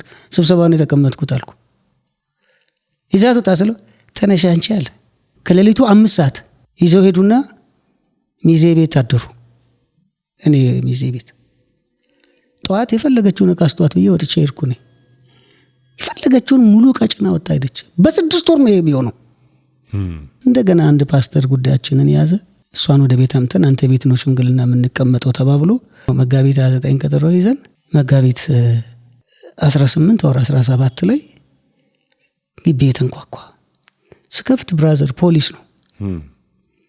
የፍርድ ቤት ክስ ፈርምልኝ አለኝ። ምንድነው? አንብበው የቤተሰብ አስተዳደር ጉድለት ምናምን እንደዚህ ሆኜ አባሮኝ ምናምን እንደዚህ ሆኛለሁ ተብለሃልና በሚያዝያ 5 ወረዳ ፍርድ ቤት ትቆማለህ አለኝ። አገልግሎት ደህና ሰንብታልኩ። በቃ ያንን ወረቀት ይዤ ሳምንት ነው እንግዲህ በሳምንቱ ቀጠሮ አለኝ እኔ ከሽማግሌዎች ጋር። ወረቀቱን በኪሴ ይዤ ሄድኩኝ። ተጸለየ፣ ተጀመረ። እንሂድ ታች ሲሉኝ አባቶች 2 ጉድጓድ የቆፈረች አይጥ አትሞትም፣ አንዱ ቢደፈን በአንዱ ትወጣለች ይላሉ። ሳትከሰኝ አልቀረችም እቺ ሰው እኮ ፍርድ ቤት ስላቸው የጠላት ወሬ ነው ሲሉኝ መሽለጥ አድርጌ ወረቀቱን አሳየኋቸው። አለቀሱ ሽማግሌዎች። እኛን አልፈሽ እኛን ዘለሽ ሄድሽ ምን ይፈጠራል ብለሽ እውነትም ወንድሜን ሰብረሽዋል ተሰያሉኝ። አቤት እኛ ከፍርድ ቤት መልሱን ይዘን እንመጣለን አንተ አትሂድ አሉኝ። እንዴ ህግ እኮ አውቃለሁ እጄ ቆሜ መልስ ሰጥቼ እመጣለሁ አልኩ። አቶ ተሰማ አቤት አጠገቤ ያለችው ምንህ ናት አለኝ። ባለቤቴ አልኩኝ። በቃ እናንተ ጉዳይ ችሎታ አይታይም ባለቤቴ ካልክ ቢሮ እንገናኛለን። ዳኛው ቢሮ ጠራን፣ ተነጋገርን። ብቻ እንዲህ እያለ 3 ዓመት ፈጀ ጉዳዩ እስከሚጣራ ድረስ ማለት ነው። እንዴት ላገልግል አብርሽ? ፑልፒት የቆመ እግሬ እንዴት እዛ ሳጥን ላይ የቆመ ጊታር ላንሳ? ቁጭ አልኩ። በቃ ቅዳሜና እሑድን ዝም ብዬም ከምቀመጥ ዩኒቨርሲቲ ጆይን አደረኩ፣ ጨረስኩ። ዲላ ዩኒቨርሲቲ። አዎ። እና መጨረሻ ላይ እኔ ካሳ ይክፈለኝና ሄድለታለሁ ተባለ። ከፍላለሁ ስል እንዴት ነው ካሳ የምትይው? ቤት አላችሁ? የለንም። ንብረት አላችሁ? የለንም። ደሞዜ ናት ንብረቴ።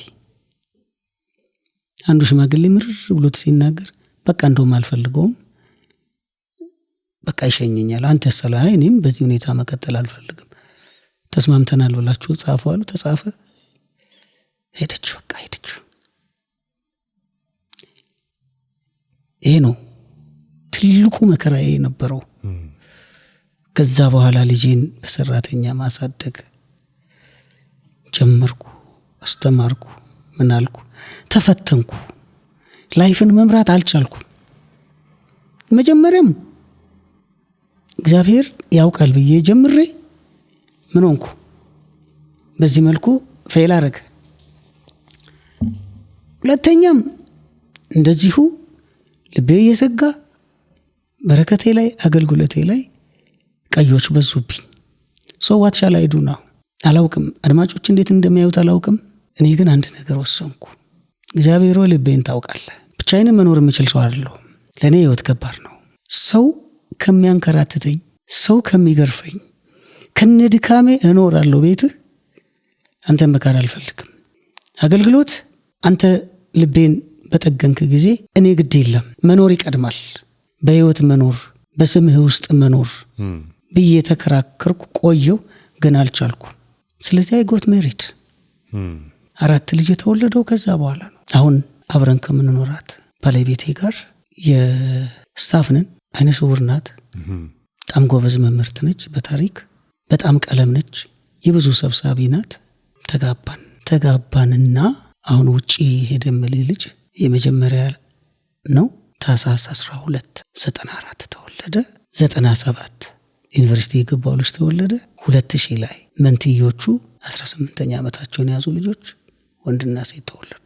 ከዛ በኋላ ነው 3 ወንድ 1 ሴት ያፈራሁት። እኔ ደስተኛ ነኝ። ሰው እንግዲህ የሚፈርደውን ይፈርዳል፣ ልክ ነው። ግን እግዚአብሔር ይበልጣል።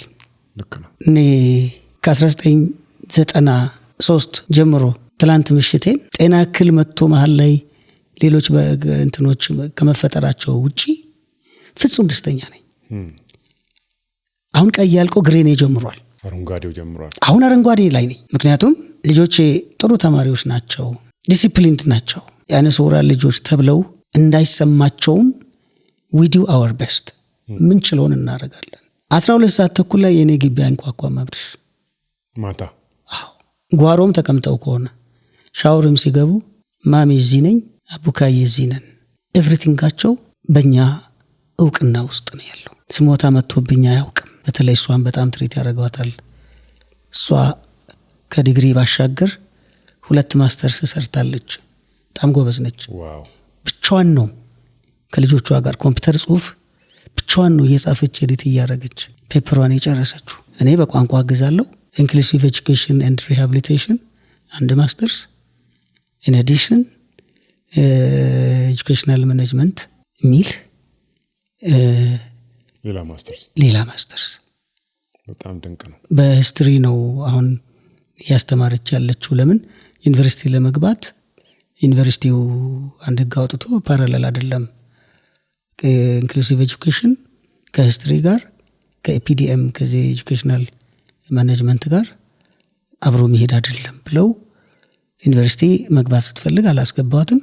ዩኒቨርሲቲ ሌክቸር እንዳታረግ እኔ ደግሞ ትምህርት ማሻሻያውን ተከራክረን መንግስትን ያስተማራት አንዱን ኤጁኬሽናል ፕላኒንግና ማኔጅመንቱን መንግስትን ያስተማራት ሴቶችን እናበቃለን በሚለው መርህ ኢንክሉሲቭ ኤጁኬሽኑን በግል ነው የተማረችው። ስለዚህ አስተምርሃል ስትፈልግ አስተዳደር ትምህርት ቢሮ ምናምን እንዳትገባ የመምህር ደሞዝ ይበልጣል እና አሁን ላይ እሷ በዲግሪ ሂስትሪዋን እያስተማረች የማስተርስ ደሞዝ ተከፋይ ሆነ ከዩኒቨርሲቲው በተሻለ ከፍተኛ ተከፋይ ከሴቶቹም ከወንዶቹም ከፍተኛ መምህራን ቢኖሩ አንዷ እሷ ናት። አሁን ደግሞ ያው እግዚአብሔር ይመስገን ቢያንስ ትምህርት ቤት ክፍያ የሚሆን አዲሱ ጭማሪ ዳብሶናል። በጣም አስደናቂ ነው ተሴ። ቢጫውም ቀዩም እንዲሁም ደግሞ አረንጓዴውም በሚገርም መልኩ ነው ያቀረብከውና ስላጋጠሙ አደጋዎች ሉዝ ስላደረካቸው ልጆች ሁሉ እንግዲህ እግዚአብሔር እንዳበረታ አምናለሁ። ይህንን ቨርሽን ኦፍ ዩ እንደሰራ አምናለሁና እንግዲህ በሁሉም እግዚአብሔር አዋቂ ነው። አሜን። እግዚአብሔር ማያውቀው ነገር ምንም የለም። እውነት ነው። በመምህርነት ምን ያክል ጊዜ ቆየ? በመምህርነት ምናልባት እድሜህን ሳይሆን አይቀርም። አላቅም ስንት ዓመት እንደሆንክ። እኔ 1985 ጥቅምት ወር ውስጥ የመጀመሪያ ደሞዜን በልቻለሁ ወልቂጤ ሃይ ስኩል። እኔ 1985 ሚያዝያ 8 ነው የተወለድኩት። እግዚአብሔር ይስጥ። ስለዚህ እኔ ልጄም ነህ አንድ ያንተን የልጅነት እድሜህን ሙሉ አስተምሬያለሁ ማለት ነው። ይገርም ነው በጣም። አንተ ሳትታሰብ እኔ አስተማሪ ነበርኩ። ይገርም ነው በጣም። ሳትታሰብ ማለት ነው። ስለዚህ ይሄ 4 ዓመት ወልቂጤ 89 ጀምሮ እስከ ትላንት 18 ዲላ ኦልሞስት 33ኛ ዓመት ማለት ነው። ታላቅህ ነኝ ማለት ነው በስራ። እግዚአብሔር ይመስገን። እንግዲህ ባሳለፍካቸው በህይወት ጆርኒ ውስጥ ቂም ያስክባቸው ሰዎች አሉ። ስለ ቂምና ስለ ይቅርታ ያለ አመለካከት መረዳት ምንድን ነው? እውነት ለመናገር ማለት ነው ቂም ነቀርሳ ነው፣ የአጥንት የሚሰረስር። ይቅርታ ካልሰጠህ ቂም ነው። እነዚህ ሁለቱ አብሮ የሚነጣጠሉ አይደሉም።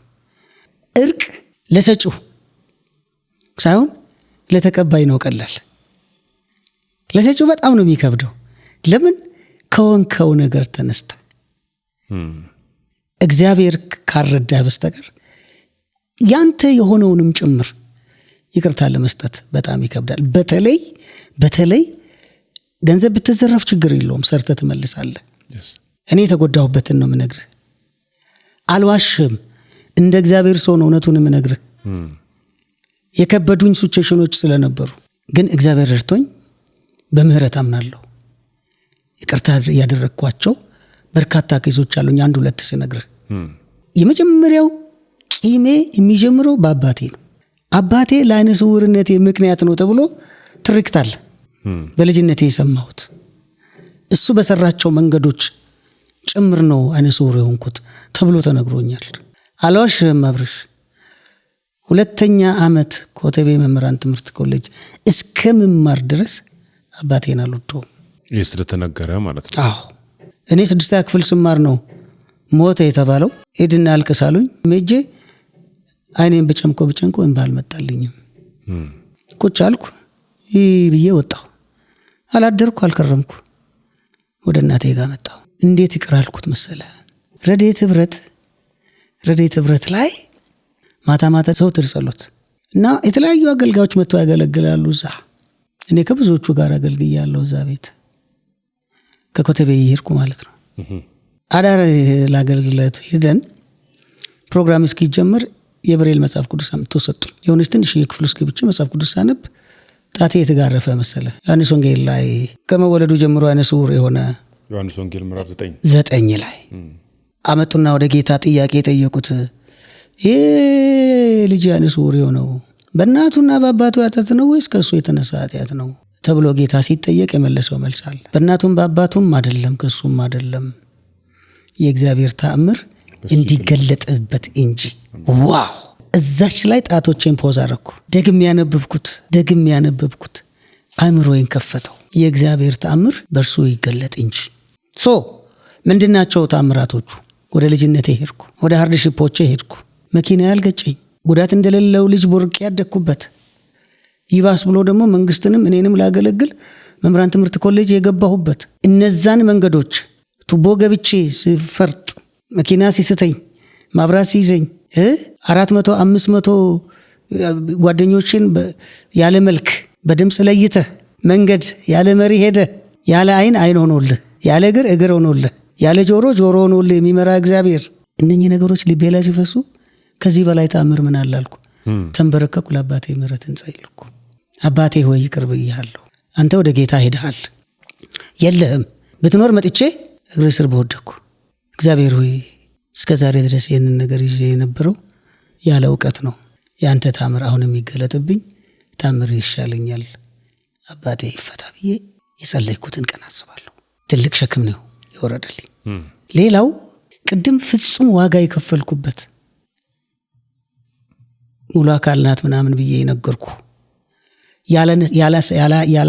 ያላነሳኋቸው ብዙ ለሚዲያም የማይመቹ ብዙ መከራዎችን አይቼባት ነበርና ለካኔ አላቅም። እሷ ብዙ ነገር እየከፈለች ነው፣ አንነጋገሩም። አንድ ቀን ባንክ ገብቼ ስወጣ አንድ እህት ጠራችኝ። ወንድም ተሴ ወይ አንዴ ላናግርህ አሉ፣ አደባባይ ላይ። እሺ አልኳት። እባክህን እህታችን ብዙ ጎርታለች፣ እናውቃለን። በልጅቷም ላይ ብዙ ግፍ ሰርታለች። አሁን ግን ዋጋ እየከፈለች ነው። ልጅም እየመጣ አይደለም። ይመጣል ይጨናገፋል፣ ሁለቴ ተበላሽቷል። አዝነህባታል እንዴ አለች። እስቲ ምናልባት ካዘንክ ባክን እግዚአብሔር ይቅር እንዲላት ባክን ቤት ትመጣለች፣ ይቅርታ ልትጠይቅህ፣ ይቅርታዋን ተቀበል አለችኝ። እኔ ያልኳት እጇን ወሰድኩና አንቺ እጅሽን አልኩ። አደባባይ ላይ ነው እሷ ገፍታኛለች። እኔ ሞዝቦልድ ላይ ነው የወደቅኩት። አልተፈጠፈጥኩም። ማዘን አዝኜ ሊሆን ይችላል፣ ግን አንቺ የምትይኝ ክፉ ነገር እንዲገጥማት ግን አስቤ አላቅም። ይኸው እግዚአብሔር ሆይ ሰምተሃል። እኔ አይደለም እንደዚህ አይነት መደነቃቀፍ እንዲገጥማት እንቅፋት እንዲመታት አልፈልግም። እኔ ትምህርቴ ነች። በጌታ በኢየሱስ ክርስቶስም ምሕረት ይብዛላት ይሳካላትም፣ አሁንም ቃሌ ነው ብዬ ሴትዮዋ አቅፋኝ ጀርባዬን ደልቃ የኔ ወንድም ብላ አንገቴን ስማኝ ሄደች። አሁን ይመስለኛል ልጅ ያላት ይመስለኛል። አንድ ልጅ እንደወለደች ሰምቻለሁ። ስቲል ያው ስራው ይሁን አላቅም። እኛም በስራ መንገድ አንገናኝም። ሰፈራችንን ቢራራቅም መንገድ ላይ ብታገኘኝ ሰላም ብትለኝ ሰላሜ ሙሉ ነው። አስታውሳለሁ ሌሎች እንደዚህ ባለማየትህ በደካማ ጎን የሚመጡ ብዙ ጓደኞች የሚፈቱት የሚረብሹት ነገር አለ። እኔ ተምሬያለሁ። አሁን ቂም የሚባል ነገር በልቤ የለም። ምህረት ለተቀባይ ቀላል ቢሆን ለሰጪም ከባድ ቢሆንም ማን ያውቃል በእኛ ይቅርታ እግዚአብሔር ያንን ሰው ትምህርት የሚሰጠው ቢሆን ደግሞስ መኖራችንስ ሰዎች እንደበደሉ በደል ቢሆን ይዞን ቢሄድስ ካለን ጌታ ከኛ ጋር ነው ማለት ነው። በዚህ ምክንያት አዝማች as possible ቢከብድም ፊት ለፊታችን ያለው ምንድነው?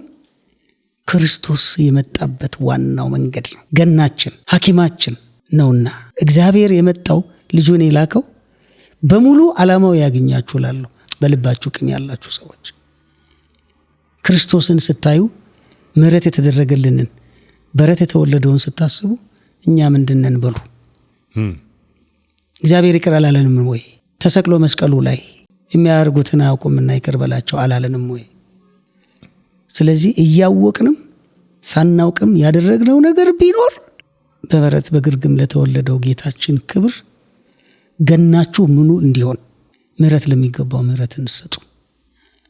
unless and otherwise ግን ቂም ነቀርሳ ነው ያጥንት እየከረከራችሁ ትኖራላችሁ። እኔ ይህንን በማድረጌ ፍጹም ሰላም አለኝ። ጋሽ ተሴ ያሳለፍኩ ህይወት በጣም ከባድ ህይወት ነው። በወጣትነት ልጅ ወልደ ልጅ ሞተብህ፣ የልጆች እናት አረፉ፣ በጣም ብዙ ቻሌንጆችን አይተሃል። በዚህ ሁሉ ውስጥ ግን አልፈ ቀዩን መስመር እግዚአብሔር አሳልፎ አሁን ያለህበት ደርሰሃል። ግን ብዙ ሰዎች በሚያልፉበት መከራ በሚያልፉበት ስቃይ ተስፋ ይቆርጣሉ። ራሱን የሚያጠፋ አለ። ትናንትና መድረክ ላይ ሳገለግል የነበርኩ ሰው ዛሬ እንደዚህ ሆኛለሁ፣ ትናንትና እዚህ ጋር የነበርኩ ሰው ይሄን አጥቻለሁ፣ ይሄ እዚህ ጋር አረፍኩ ስል እዚህ ጋር መከራ ይበዛብኛል በሚል ተስፋ ይቆርጣሉ። ስለዚህ በዚህ ሁሉ ጸንተ መቆየት ቀላል ነገር አይደለም። በጣም ትልቅ ለሰን ነው ብዬ አምናለሁና ለወጣቱ ተስፋ ለሚቆርጥ በጭንቀት ውስጥ በሐዘን ውስጥ ሪግሬት በማድረግ ውስጥ እንዲሁም ደግሞ ከሚበዛባቸው ፈተና የተነሳ ጊቭ አፕ ላደረጉ ሰዎች ወጣትም ላይ ሆን ይችላል የምታስተላልፈው መልእክት ቢኖር? አብረሽ ይቅርታ አድርግልኝና ከዛ በፊት አንድ እግዚአብሔር ቃል በልብ ያለች እሺ ዝማሬም አለችኝ እቺን ነገር ታውቃታለህ? ኦዲዮ ባይብል እስቲ የትም እግዚአብሔር ብርሃን በላያችን ይሁን፣ የእጆቻችንንም ሥራ በላያችን መከራ ባሳየህን ዘመን ፈንታ ክፉም ባየንባቸው ዘመኖች ፈንታ ደስ ይለናል። አሜን። ባሪያዎችህንና ሥራህን ይሄ ቃል መከራን ባሳየህን ዘመን ፈንታ ክፉንም ባየንበት ዘመን ባንተ ደስ ይለናል ይላል። አሜን።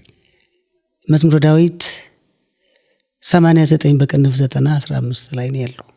ይሄን ቃል ስሰማ እጅግ በጣም ነፍሴ ያሴት ታረጋለች። ትላንትና የነበረው መከራ ቢገለኝ ገደለ ነበር አይደል? ዛሬ ስላለው ደስ ይለኛል። ሪሳይክሊንግ እያደረገ ያለው አንዱን ስታልፍ እንደ መከራው ብዛት ቢሆን ትሞታለህ፣ ትጠፋለህ። ባትሞትም ቆመም ትጠፋለህ። ከጌታ ከወጣ ጠፋ ነው አይደል? ከጌታ ህይወት ወጣ ማለት ማብራት ጠፋ ማለት ነው። the inside light of your heart። ምን አለኝ አሁን ከጌታ ውጭ ምን ታሪክ ኖሮኝ ማውራት እችላለሁ? እኔ ስውር ነኝ። እንዲህም ሆኜ ብዙ መከራ አየሁ። ሌላ ያላወራሁልህ መከራም ነበር። 33 ዓመት በለው ወይም 40 ዓመት በግራ ጎኔ ተኝቼ የማላቅ ሰው ነኝ እኔ። አድማጮች ሊያዩኝ አይችሉም፣ ፊት ለፊቴን ነው የሚያዩት። ከጀርባዬ አጥንቴ ተበላሽቷል። ዲፎርምድ ነው። ኦኬ። ከእናቴ ጀርባ ላይ ወድቄ ወደ ጎን ተጣሞ አድጓል። የልጅነቴ ስወድቅ ስፈርጥ የነበርኩ ሰውዬ እድሜ 40 ሲዘል ሳምባይን ተጫነው እና ኦክሲጅን ከቀኝ ልቤ ወደ ግራ ልቤ ቶሎ አይመጣም። ኦክሲጅን ኢን ብለድ ሳቹሬት ያደርጋል፣ ይኔ ፍላክቹዌት ያደርጋል። የጤናማ ሰው የደም ኦክሲጅን መጠኑ ከ90 በላይ ነው። እኔ ሲነሳብኝ 50 ይወርዳል። 50 ከሆነ አይደለም 70 ከሆነ ቆመ አትሸና፣ ቆመ አትቆምም፣ ተኝታ አትተኛም፣ ቁጭ ብለህ ቁጭ አትልም። ያዞራል፣ ያጠለውላል፣ መከራ ነው። መተንፈስ የለም። 13 ቀናት ኦክሲጅን ውስጥ ይዤ ኖር ያለው በዚህ ምክንያት በዚህ ጎኔ ለሁለት ደቂቃ በእንቅልፌ ዞር ብተኛ ሲጥ አድርጎ ይቀሰቅሰኛል። በቀኝ በኩል በግራ በኩል ያ። ስለዚህ በቀኝ ነው የምተኛው ይሁን ሁሉ አመት። በተለይ አዶለሰንስ ፔሪየድን ከጀመርኩ በኋላ 25ቱን በኋላ እሱ አደገና አሁን ቆሟል። እኔን ያሰቃየኛል። ሰርጀሪ ነው የተባልኩት አሁን በቅርብ። በዚህ በጣም የተባበሩኝ ሰዎች አሉ፣ ውጭም ያሉ ጌታ የሰጠኝ ወገኖች አሉ። 13ቱን ቀን ኦክሲጅን ውስጥ ባልሆን ኖሮ ውድ ነው በህይወት ላልኖር ይችል ነበር። በርካታ ገንዘብ አውጥተው ያሳክሙኝ አሜሪካ ሜሪላንድ ግዛቸው አያና አዳሙ የሚባሉና አምለሰታ ኃይለማርያም ገብሩ የሚባሉ ባልና ሚስቶች አሉ። የባለቤት እህት ናት አምለሰት እና የሁለታቸው ቅንነት በሚያስፈልገኝ ሳይጎለኝ 2 ዙር ገብቻለሁ ሆስፒታል። በዚህ ሁሉ ግን እግዚአብሔር አብሮኝ ስላለ በእግዚአብሔር ደስ ይለኛል። መከራን ባሳየህን ዘመን ፈንታ ክፉንም ባየንባቸው አመታት ደስ ብሎናል በጌታ ደስ ብሎናል፣ ደስ ብሎናል በኢየሱስ ደስ ብሎናል። አልፈነዋል ወጀቡን አልፈነዋል ወጀቡን አልፈነዋል። ተሻግረናል ወንዙን ተሻግረናል ወንዙን ተሻግረናል። መከራን ባሳየህን ዘመን ፈንታ ክፉንም ባየንባቸው አመታት ደስ ብሎናል በጌታ ደስ ብሎናል በኢየሱስ ደስ ብሎናል። እነዚያ በፈረስ በኃይላቸው ሲታመኑ ቀስታቸውን ወድረው ሊያጠፉን ሲማማሉ ለጥርሳቸው ንክሻ ያላረገን አምላካችን ቀስታቸውን ሰብሮ ከእጃቸው አመለጥን። ይመስገን ጌታ ይመስገን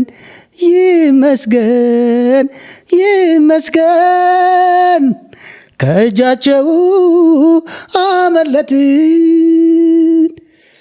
መከራን ባሳየህን ዘመን ፈንታ ክፉንም ባየንባቸው አመታት ደስ ብሎናል በጌታ ደስ ብሎናል በኢየሱስ ደስ ብሎናል። አልፈነዋል ወጀቡን አልፈነዋል ወጀቡን አልፈነዋል። ተሻግረናል ወንዙን ተሻግረናል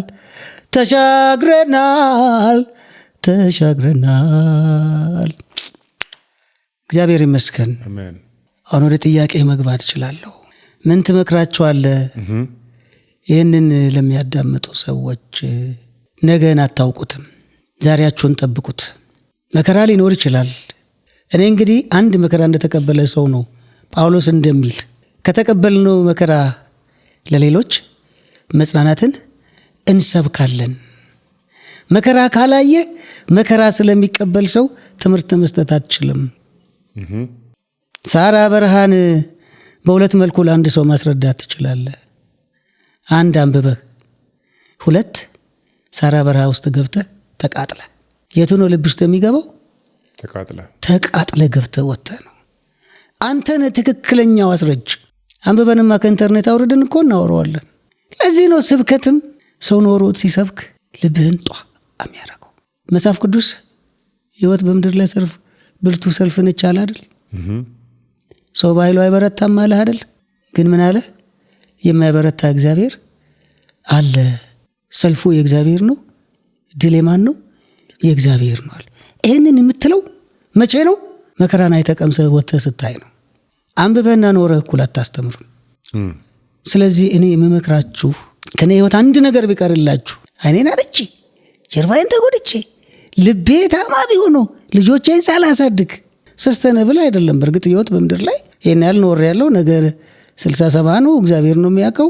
ለልጆች ማሰብ ኖርማል ቢሆንም የኔ እግዚአብሔር እኔን እዚህ አምጥቶ እስከ ልጅና ያቆየ የልጆቼ ጊዜ እንደኔ አያረጅም። ይሄ ቃል ስለሚያኖረኝ ነው። ትዝ አለኝ የሆነ ነገር ታመምኩና ማስተርስ አልፌ ትንሽ አሞኝ ማስተርስ ኔክስት ዊክ ልገባ ሕክምና ሲሄድ ልብ ውስጥ የሆነ ሲምፕተም ይታያል። የልብ ታማሚ ነህ አለኝ። የልብ ታማሚ ነህ? እኔ አዎ። እግዚአብሔር ያልኩት ውጭ ወጣሁና ፌዴሬሽን ልታቋቁምብኝ ነው አልኩት። በእውነት እኮ ነው። ልጄ ያለቀሰች። የአካል ጉዳተኞች ፌዴሬሽን እኔ በማህበር ልደራጅ አይኔን አርጬ ጀርባዬን ተጎድቼ ልቤ ታማሚ ሆኖ ልጆቼን ሳላሳድግ። አንድ በጣም ልቤን የሚከነክነኝ ነገር አለ። በተሰማ ወሬ ላይ የሚጠራ ቤት ያለኝ ሰው አይደለሁምና የመንግስት ቤት ነው የምከፍለው ምኖረው። ነገ መንግስት ይህን ቦታ ለልማት ፈልጓለሁ ቢል አነሳና እንጦሮጦስ ያደርጋል። ከዚህ ምቾት ካለው ቦታ የሆነ ቦታ አይሰጥም። ሰስተነብል አይደለም። በእርግጥ ህይወት በምድር ላይ ምንም ሰስተነብል አይደለም። ይሄን ያህል ኖር ያለው ነገር 60-70 ነው። እግዚአብሔር ነው የሚያውቀው። ለልጆች ማሰብ ኖርማል ቢሆንም የኔ እግዚአብሔር እኔን እዚህ አምጥቶ እስከ ልጅና ያቆየ የልጆቼ ጊዜ እንደኔ አያረጅም። ይሄ ቃል ስለሚያኖረኝ ነው እንጂ ብዙ ጥያቄዎች ያሉኝ ሰው ሆኜ እንዴት ልቤ ልታመም? ስቅ ብላ አለቀሰች። አንድ የወንድሜ ልጆቼን ያሳደገች አለችና እሷ ልጅ ናት ያኔ ታምሜ ስታመላልሰኝ የነበረው። ልጆቼን ሳላሳድግ ስል አቡካ ብላ ቆማ መላቀስ ጀመር። ወደ ልቤ ስመጣ እንዴ ምን እየሆንኩ ነው? እግዚአብሔር ምን ያደርጋል? ያሳልፋል። ትላንትን ያሳለፈ እግዚአብሔር ዛሬ ያሳልፈ አይሰጠኝም። በቃ ታያታልቅሽ ብዬ ወደ ቤት ሄድኩ። በወሩ ሴት ልብ ህመም የለም። ኢየሱስ ጌታ። ዋው 3-4 ሄጄ ተነስቻለሁ። ሐዋሳ ድረሱልኝ ሄጄ ልብ አይደለም የልብ ምልክት የለም። ግን ያለው ምንድነው? ጀርባ ፕሬስ አይተኛል አይደል? ቅድም የእግር መንገድ አልሄድም። ያቺን ፎቅ በልክፍት ባታወጣ አይኖር ፈተና ነበር። 20 ደቂቃ ሊፈጅብኝ ይችላል እየቆምኩ መተንፈስ። እዚህ መጥቻ 20 ደቂቃ እቀመጣለሁ። ኤኒዌይ እኔ ሁለት ነገር ነው ለአድማጮች የምተው። አንድ ትላንት የመጣ ወንዝ ካልወሰደ ነገ የሚመጣ እሳት አቃጥለ። ለምን? ወንዝም ገዳይ ነው፣ እሳትም ገዳይ ነው። ወንዙን ጌታ ሆይ ብለህ ጌታን ጠርተህ አልፈህ ከሆነና ዛሬ ላይ ቆመህ ከሆነ ወንድሞች ትላንታችሁ ጉልበታችሁ ይሁን። ትላንት የት ነበርክ? አሁን ትላንትን ያለፍከው ያን መከራ የተሻገርከው በአንተ ጉልበት ነው። የመላው ባለቤት ማን ነው? እግዚአብሔር ነው። እግዚአብሔር በአንድም በሌላ ምን ያደርጋል? ያስተምራል፣ ያድናል፣ ይታደግማል። በእግሩ አይመጣም። ወይ አብርሃምን ይልካል፣ ወይ ምስራችን ይልካል፣ ወይ ተሰማን ይልካል። የነሱን ልብ ያራራልህ የታዘዙልህ ቤትህ መጥተው ተነስ አይዞ ያሉ ሰዎች ስለነሱ እግዚአብሔርን ባርከ፣ አንተ ግን በህይወት ቆመሃል። ስለዚህ በጌታ ደስ ይበላችሁ። በትላንት እኔ እንን ካልኩ አንተ ለምን ትናደዳለህ? ጤንነት እግዚአብሔር ሰጥቶ የምትራመድ ሰው እኛ እንደ ፌዴሬሽን 2-3-4 ህመም ይዘን እግዚአብሔር በጌታ ደስ ይለናል ብለን ከዘመርን የኛ አምላክ ያገኛችሁ ነው ምለው። ሁለተኛው ነጥቤ ግን መቀበል ነው። ያለንበትን ሲቹዌሽን ተቀብለን አምነንበት እግዚአብሔርን በመባረክ ትላንትን አሳልፎኛል ለነገም ታማኝ ነው የሚል ሰው በህይወቱ ብስጭት አያውቅም። ሁለተኛው ነገር ምንድነው? ለምሳሌ እናቶቻችንን ስናይ በእጃቸው እሳት የሚጭሩ እናቶች ገጥሟቸው እንደው አላውቅም። ገጠር ላይ በእጃቸው ከሰል አንስተው ያለ መቆንጠጫ የሚወስዱ እናቶች አሉ። you know why?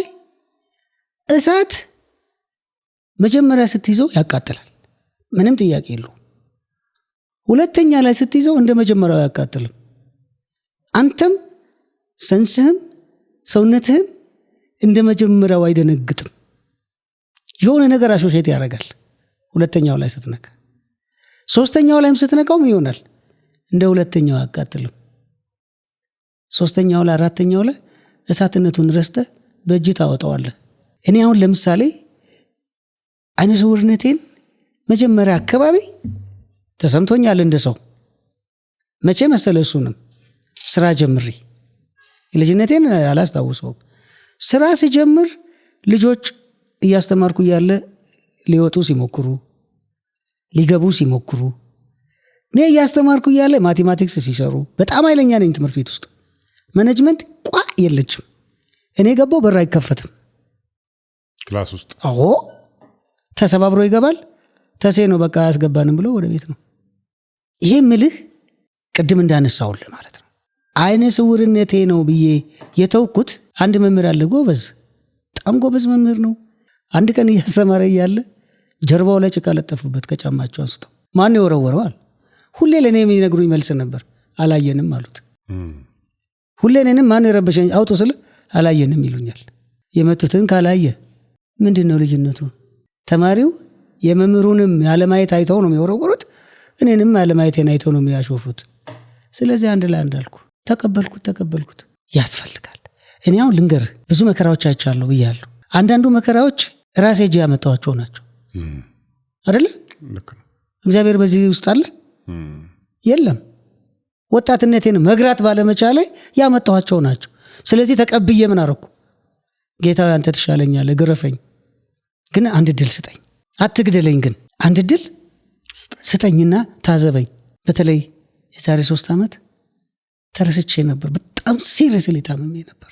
ሲሪየስሊ ማለት ነው። ቤተሰብ ተስፋ ቆርጦ ይሄ እጄ ላይ የነበሩ ካኑላዎች ምናምን ኤቭሪቲንግ ተፈተው ነበር። ከዚህ በኋላ እግዚአብሔር ያውቃል ተያይዞ ምናምን ብሎኝ ዶክተሩ ልንሰጥ የምንችለው መድኃኒት ሁሉ ጨርሰናል አለ። እህቴ ጎበዝ ነች፣ ሄደች። አንድ የምትጸልይ ጌታ የረዳት አገልጋይ አለች። ሄደች፣ የተጸለየ ዋይዛ መጣች። ልክ እኔ ባለቤቴን የመከርኳትን ምክር መከረች። የመጣችና ተነስ አንተ ተነስ፣ ከሞት ግን ሙት፣ ዝም ብለህ አትሙት፣ ንስሐ ግባ። ደግሞ እየተቆጣች ነው። ንስሐ ግባ። ይሄ አፍህ ይሄኔ ብዙ ነገር አምጥቶ ይሆናል። በገዛ እጅ ሄደም የዛከውም ነገር ይኖራል። ሺ ወዝ ራይት። ተነስ፣ ንስሐ ግባ። እንካ ያንን ውሃ የተጸለየበትን ጠጣ። አንተ በጣም ታምም ያለው ድምፄ አሰማለሁ። እቺ ኦክሲጂኗ ድድድድድድ እያለች በጀነሬተር የሚያወራ ሰው ነበር የሚመስለው። ጠጣሁት ውሃውን። ስጠጣው አብርሽ ክርስቲያን ስለሆናችሁ ነው የምነግራችሁ፣ እዚህ ሰው አያምንም። ወፍራም ውሃ ታውቃለህ? ውሃ ሆኖ አንደበትህ ላይ ወፍራም ጀስት ላይክ እንደ እርጎ እንደ ዘይት የሚወርድ ከጉሮሬ ወረደ። ደሞ አያልቅም። ጠጣሁትና you know what I did? ምን እንዳረኩ ጎንበስ አልኩና ጸጉሬ ላይ ድፍልኝ አልኳት። ደፋች። አምጣ ይሄ እግርህን የሚያቃጥለውን አለች። መዳፍን በጌታ በኢየሱስ ስም አለችና ማስታጠቢያ ላይ ደፍታ እግሬን አለቀለቀችው። ሕያው እግዚአብሔር ምስክር ነው አብርሽ፣ እንቅልፍ ወስዶኝ አያውቅም። ወይኔ ልጆቼ ነበር የምለው፣ ጨርሼ ነበር። አንድ ድል ስጠኝና ታዘበኝ አልኳት። እግዚአብሔር በቃ በድያለሁ፣ በደሌን ይቅር በለኝ፣ አንድ ጊዜ ግን አስበኝ እንደ ሳምሶን ብዬ እንቅልፍ ወሰደኝ። አንተ ልጄ ትልቋ ወንድሜ ቁጭ ብሎ ነው የሚያድሩት እኔን እየጠበቁ። የሄዱቱ ደግሞ ጠዋት ተሰልፎ ሲመጡ ተነሳሁና ቁርጥ አምጦልኝ አልኩ። ቁርጥ አምጦልኝ። ወይኔ በቃ ላስት ፉዱ ነው። ያብሬለ ሊጠራ ሲል ነገር ይባላል። ቁርጥ አምሮኛል አልኩ። ትሯ አሩጥ ሄዶ ቁርጥ እምሽከር ግን በላን። አንተ ያን ስጋ አንተ ባርኮት እግዚአብሔር ማለት ነው ሁሉም ጣፍጦት በላና ወጣሁ። ሽንቴን ልሸና ወርጄ ሽንቴን ሸናውና አብርሽ ታምናለህ እያሸበሸብኩ መጣሁ። እግዚአብሔር ክብሩን እንዲወስድ ነው የምነግርህ። እያሸበሸብኩ ስወጣ ወንድሜ ብላ የሮጣ መጣች። መውድቅ መስሏት ያው ድሮ ስንገዳገር ስለነበር ቆሜ ያስነካሁት። ጩኸት ሃሌሉያ ተባለ። ሰኞ ዕለት ወደ ቤቴ የገባው አብርሻ ሞኝ አያውቅም። ከዚያ ወዲህ ሲሪየስ ህመም ገጥሞኝ አያውቅም። ግን አልፎ አልፎ አየር ሲቀየር በተለይ እነዚህ ቅመማ ቅመሞች፣ ኮሰረቶች፣ በርበሬ ተዋጽኦ ነገሮች ሲሸቱኝ ያመኛል እንጂ የእውነት ያ መከራ የለም። ጋሽ ተሴ ኢየሱስ ክርስቶስ ላንተ ማን ነው? ይሄ ጥያቄ እውነት ለመናገር በጣም ከባድ ነው። ክርስቶስን በአጭር ወርድ መግለጽ በጣም ከባድ ነገር ነው። እስካሁን ከጠየቀኝ ጥያቄ ትልቁ ጥያቄ ነው። እውነቴን ነው የምነግርህ። ክርስቶስ ለኔ እንግዲህ ለኔ እንደኔ ላለው አይን ነው፣ ጆሮ ነው፣ እግር ነው፣ ጻድቅ ነው፣ ቅዱስ ነው፣ መሪ ነው፣ ምርኩዝ ነው። የቱን ነው የምጠቅሰው? ኢየሱስ የዓለም መድኃኒት፣ የኃጢአት፣ የደዌ። ክርስቶስ አንደበት ነው፣ ህይወት ነው፣ ኑሮ ነው። እባክን ቮካብለሪ አታስጨርሰኝ። ከዚህ በላይ ክርስቶስ እንዲፋይን የማደርግበት አቅም የለኝም በእውነት። እግዚአብሔር ይመስገን። አሜን። አሁን ብንዘምር ደስ ይለኛል። ከዚህ በኋላ ያለውን ጊዜ ብንዘምር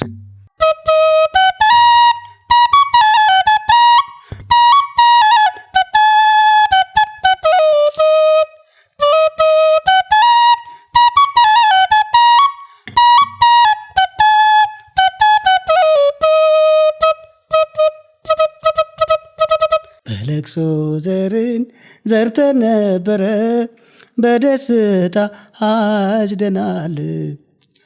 ምርኳችንም ተወስዶ ነበር፣ ዛሬ ግን ተመልሷል። ነዶ በነዶ ሆነናል፣ በረከትም በዝቶልናል።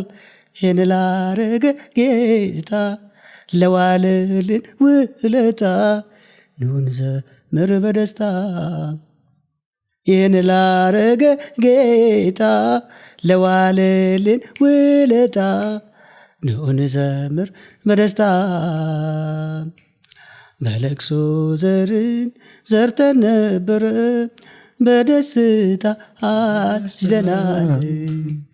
ምርኳችንም ተወስዶ ነበር፣ ዛሬ ግን ተመልሷል። ነዶ በነዶ ሆነናል፣ በረከትም በዝቶልናል። ይህን ላረገ ጌታ ለዋለልን ውለታ ኑን ዘምር በደስታ። ሃሌሉያ። አንድ ጊዜ አንድ መዝሙር አለኝ እኔ እና ክረምት አልፎ ጉሙ ሲበተን የማይበት አለኝ አንድ ቀን የሚል አንድ መዝሙር አለኝ። እስከዛው ድረስ ኑሮዬ ቢመስልም የቃርሚያ ደርቄ ብታይም ከበረከት በስቲያ ጠላቴ ቅስሙ እንዲሰበር እላለው ተመስገን ጉሙ እስኪሰብ ጉሙ ሲበተን ምናልባት እሺ ክረምት አልፎ ጉሙ ሲበተን የማይበት አለኝ አንድ ቀን እኔም የማይበት አለኝ አንድ ቀን። ክረምት አልፎ ጉሙ ሲበተን የማይበት አለኝ አንድ ቀን እኔም የማይበት አለኝ አንድ ቀን ነው የሚለው። የቁጥሮቹ ዜማ ቶኖቹ በጣም ሀይ ስለሆኑ ትንሽ ብሪዚንግ ኢንፍሉዌንስ እያደረገኝ ነው። ውድ አባቴ እግዚአብሔር የገባልኝ የተስፋ ቃል አንድ ቀን ቀኑን ቆጥሮ አይቀርም ይመጣል። አለኝ ቀጠሮ የሚከናወን አንድ ቀን ቀኑን ቆጥሮ ይላል። አብረሽ እንዴት ልዘምረው ጉባኤ ውስጥ ብቻ አልኩ የማይበት አለኝ አንድ ቀን ስል ሃሌሉያ አሜን። እግዚአብሔር አይኖቹን ክፈት ዛሬ አንተ አቴንሽን ሄደ ዋ እኔ እያልኩ ያለሁት ምኑን ነው? የጉሙን መበተን የክረምቱን ማለፍ በጋ ሲወጣ ማለት ነው። ቀጥታ ሰዎች የማይበት የሚለውን ቃል ወዴት ነው የሚያስሱት? ወደ ከዓይነ ስውርነት ጋር ብድራትን ትኩር አድርጌ አይቼ የትላንቱን ትላንት ትቼ የሚል መዝሙር አላት። አሁን እኔ ባለቤት ትኩር አድርጌ አይቼ ይሄ እኮ ልቦናዊ እይታ ነው። እንደውም የኔም ለሷም ማየት ነው የሚጠቅመው። እሷም እኮ ትዘምረዋለች። የማይበት አለ አንድ ቀን ጌታ አንድ ቀን የሚመጣ ቀን አለ ይህን ችግሬን አንስቶልኝ ልትል ትችላለች። ፓራፍሬዝ አድርጌ አንድ ነገር ስነግርህ በህይወቴ ዘመን እስካሁን ድረስ ስለ አይኔ ዘምሬም አላቅም ጸልዬም አላቅም። ይገርም ነው በጣም። ልንገርህ አንድ ጊዜ በጣም እሳት በሆነ ጉባኤ ላይ እኔ እየጸለይኩ ያለሁት ለዚህ ለጀርባ ህመም ነው። አልዋሽም። እግዚአብሔር ይህንን ቢያነሳለኝ በጣም ደስ ይለኛል። አይኔን አይደለም ይሄ ከዓይነ ስውርነቴም በፊት የነበረ ህመም ነው። አንዱ መጣና እንደዚህ ያዘኝ ከኋላ ክፈት አይንህን ይለኛል። ይቅርታ አድርግልኝ እኔ ውስጤ አንደኛ ይሰማል አይደል? የእግዚአብሔር መልእክት ሲመጣ ዝም ብሎ የጋለበ ይመጣ አይደለም፣ ስሜታዊ ሆኖም አይደለም። ከመጣ አንተን ነክቶ ነው መጀመሪያ ሰው የሚልከው። አነሳሁት እጁን፣ ውሰድልኝ፣ ሂድ ለሌሎች ጸልይ ያልኩት። ደፋርም ነኝ፣ አልሞቀኝም። እሱ እጁን አምቶ አይኔ ላይ ሲያረግ የኔ እንባ አይን ላይ አልነበረም። በቃ እኔ ማልቀስም እቸገራለሁ እኮ ጉባኤ ውስጥ። በቃ አይኔን ያብራ ብዬ የምጸልይ ነው የሚመስላቸው። አንዳንድ ጊዜ ስታለቅስ ለአይን ብቻ አቦኔ ስንት ጥያቄ ያለኝ ብራዘር፣ አይኔን ጸልዬ አላውቅም። በዚህ ነው ደስተኛም የሆንኩት ይመስለኛል። እግዚአብሔር ሰውሮታል ይህን ጥያቄ። አሜን። በአይን የሚሰራ ነገር የለም። ህሊናን የሚሰጥ እግዚአብሔር ነው። እሱ አይወሰድባችሁ። አሜን። የአካል ጉዳት አይደለም፣ ከአይምሮ ጉዳት እግዚአብሔር ይጠብቃችሁ። አሜን። በተረፈ በብዙ ኑሮን የምትደግፉ ውጭ ያላችሁ በዩቲዩብም በቲክቶክም የምትከታተሉኝ ወንድሞች አሉኝ። ውጭ ያላችሁ ስማችሁን መጥቀስ ብዙ ናችሁ። ነበለጠ ከፍ አርጌ፣ ተሻወርቅ፣ አምለሰት ገብሩ፣ አለማርያም ገብሩ የባለቤት እህት፣ ግዛቸው ባለቤቷ፣ እናታችን የነሱ እናት አማቴ ይዛሉ። ለኔ በመጽናት ልጆቼ በጥሩ ሁኔታ እንዲማሩ አቅም ሲጎለኝ አቅሜ ናቸው። ስታመም መድኃኒት በመላክ መለስተኛ ክሊኒክ ነኝ ቤት ውስጥ በድምፅ የሚሰራ ቢፒ ያለኝ ራሴ ነኝ መለካው። ደሱ ልከውልኝ መድኃኒቶች አሉ፣ ውድ ውድ መድኃኒቶች። ኤክሰርሳይዝ ዳይፐር የሚሰራበት ኤክሰርሳይዝ እንደ ሳክስ የሚነፋለ፣ የኦክሲጅን መለኪያ አለ። እነኚህ ሁሉ መለስተኛ ክሊኒክ ነኝ፣ ይደግፉኛል። እነ ታምሩ ጣሊያን አሉ፣ እነ ተስፋዬ ድሪባ ውጭ ሀገር ስዊድን ያሉ፣ እነ ርብቃ የምትባል እህት አለች፣ ስታመም ገንዘብ የላኩልኝ ናቸው። እነዚህ ያገዙኝ ናቸው። እነ መላሽ ከጣሊያን አሉ፣ ብዙ ናቸው። ኢትዮጵያ ውስጥም ብዙዎች ደርሰውልኛል። በእውነት ምህረት ይደረግልኝ። አዳነሽ ቸኮል ካናዳ፣ አጉዬ ፓስተር አገኘው፣ በብዙ መንገድ በብዙ ነገብርኤል ይባሉ አሉ። እዚህ ኢትዮጵያ ውስጥ ብዙ ወንድሞች እህቶች ህመሜን ተሰምቷቸው ምን በላ ምን ጠጣ ብለው ወንድሞቼ፣ ቤተሰቦቼ፣ ልጆቼ፣ መምህራን፣ ስታፎቼ፣ የመንግስት ሰራተኞች ሁሉም ተሴ ነው የሚሉኝ። ፍቅር አልጎደለኝም በጌዴኦ ህዝብ ፊት፣ በየትኛውም ህዝብ ፊት። ያ ሞገስ እግዚአብሔር አይወስድብኝም። ያ በሰዎች ልብ ውስጥ ያለው አባመላ ነው የሚባለው ከተማ ውስጥ መክራለሁ፣ ይሰሙኛል፣ ያከብሩኛል። በአገልግሎቴም በሁሉም ነገር ከኔ ጋር የነበራችሁ እግዚአብሔር ዘመናችሁን ይባርክ። በጣም ድንቅ ምስክርነት ሰማን። ብዙዎች ደግሞ በዚህ እንደሚባረኩ እናምናለን። ጋሽ ተሴ እንግዲህ ከዲላ እንደዚህ በጣም ብዙ አስቸጋሪ ሁኔታ ውስጥ እያለፍክ ህይወት ምስክርነትን ልታጋራን ፈቃደኛ ሆነ፣ ደስተኛ ሆነ፣ ከሙሉ ልብ ፈቃደኛ ሆነ እዚህ ስለመጣ ከልብ ላመሰግን ወዳለሁ። እግዚአብሔር አምላክ ቅንነትን ያብዛል እና ደግሞ ይባርክ። አሜን። ስላከበርከንም በጣም እናመሰግናለን። ከልብ እናመሰግናለን። ቴንክ ዩ ሶ ማች። ያር ዌልካም። ስንዘጋው ግን በዋሽንት አንድ መዝሙር እየዘመርን ብንዘጋው ፕሮግራማችን ደስ ይለኛል። እኔ በህይወቴ ደስ የሚለኝ አንድ መዝሙር አለ፣ እሱን ልጫወት። እሺ።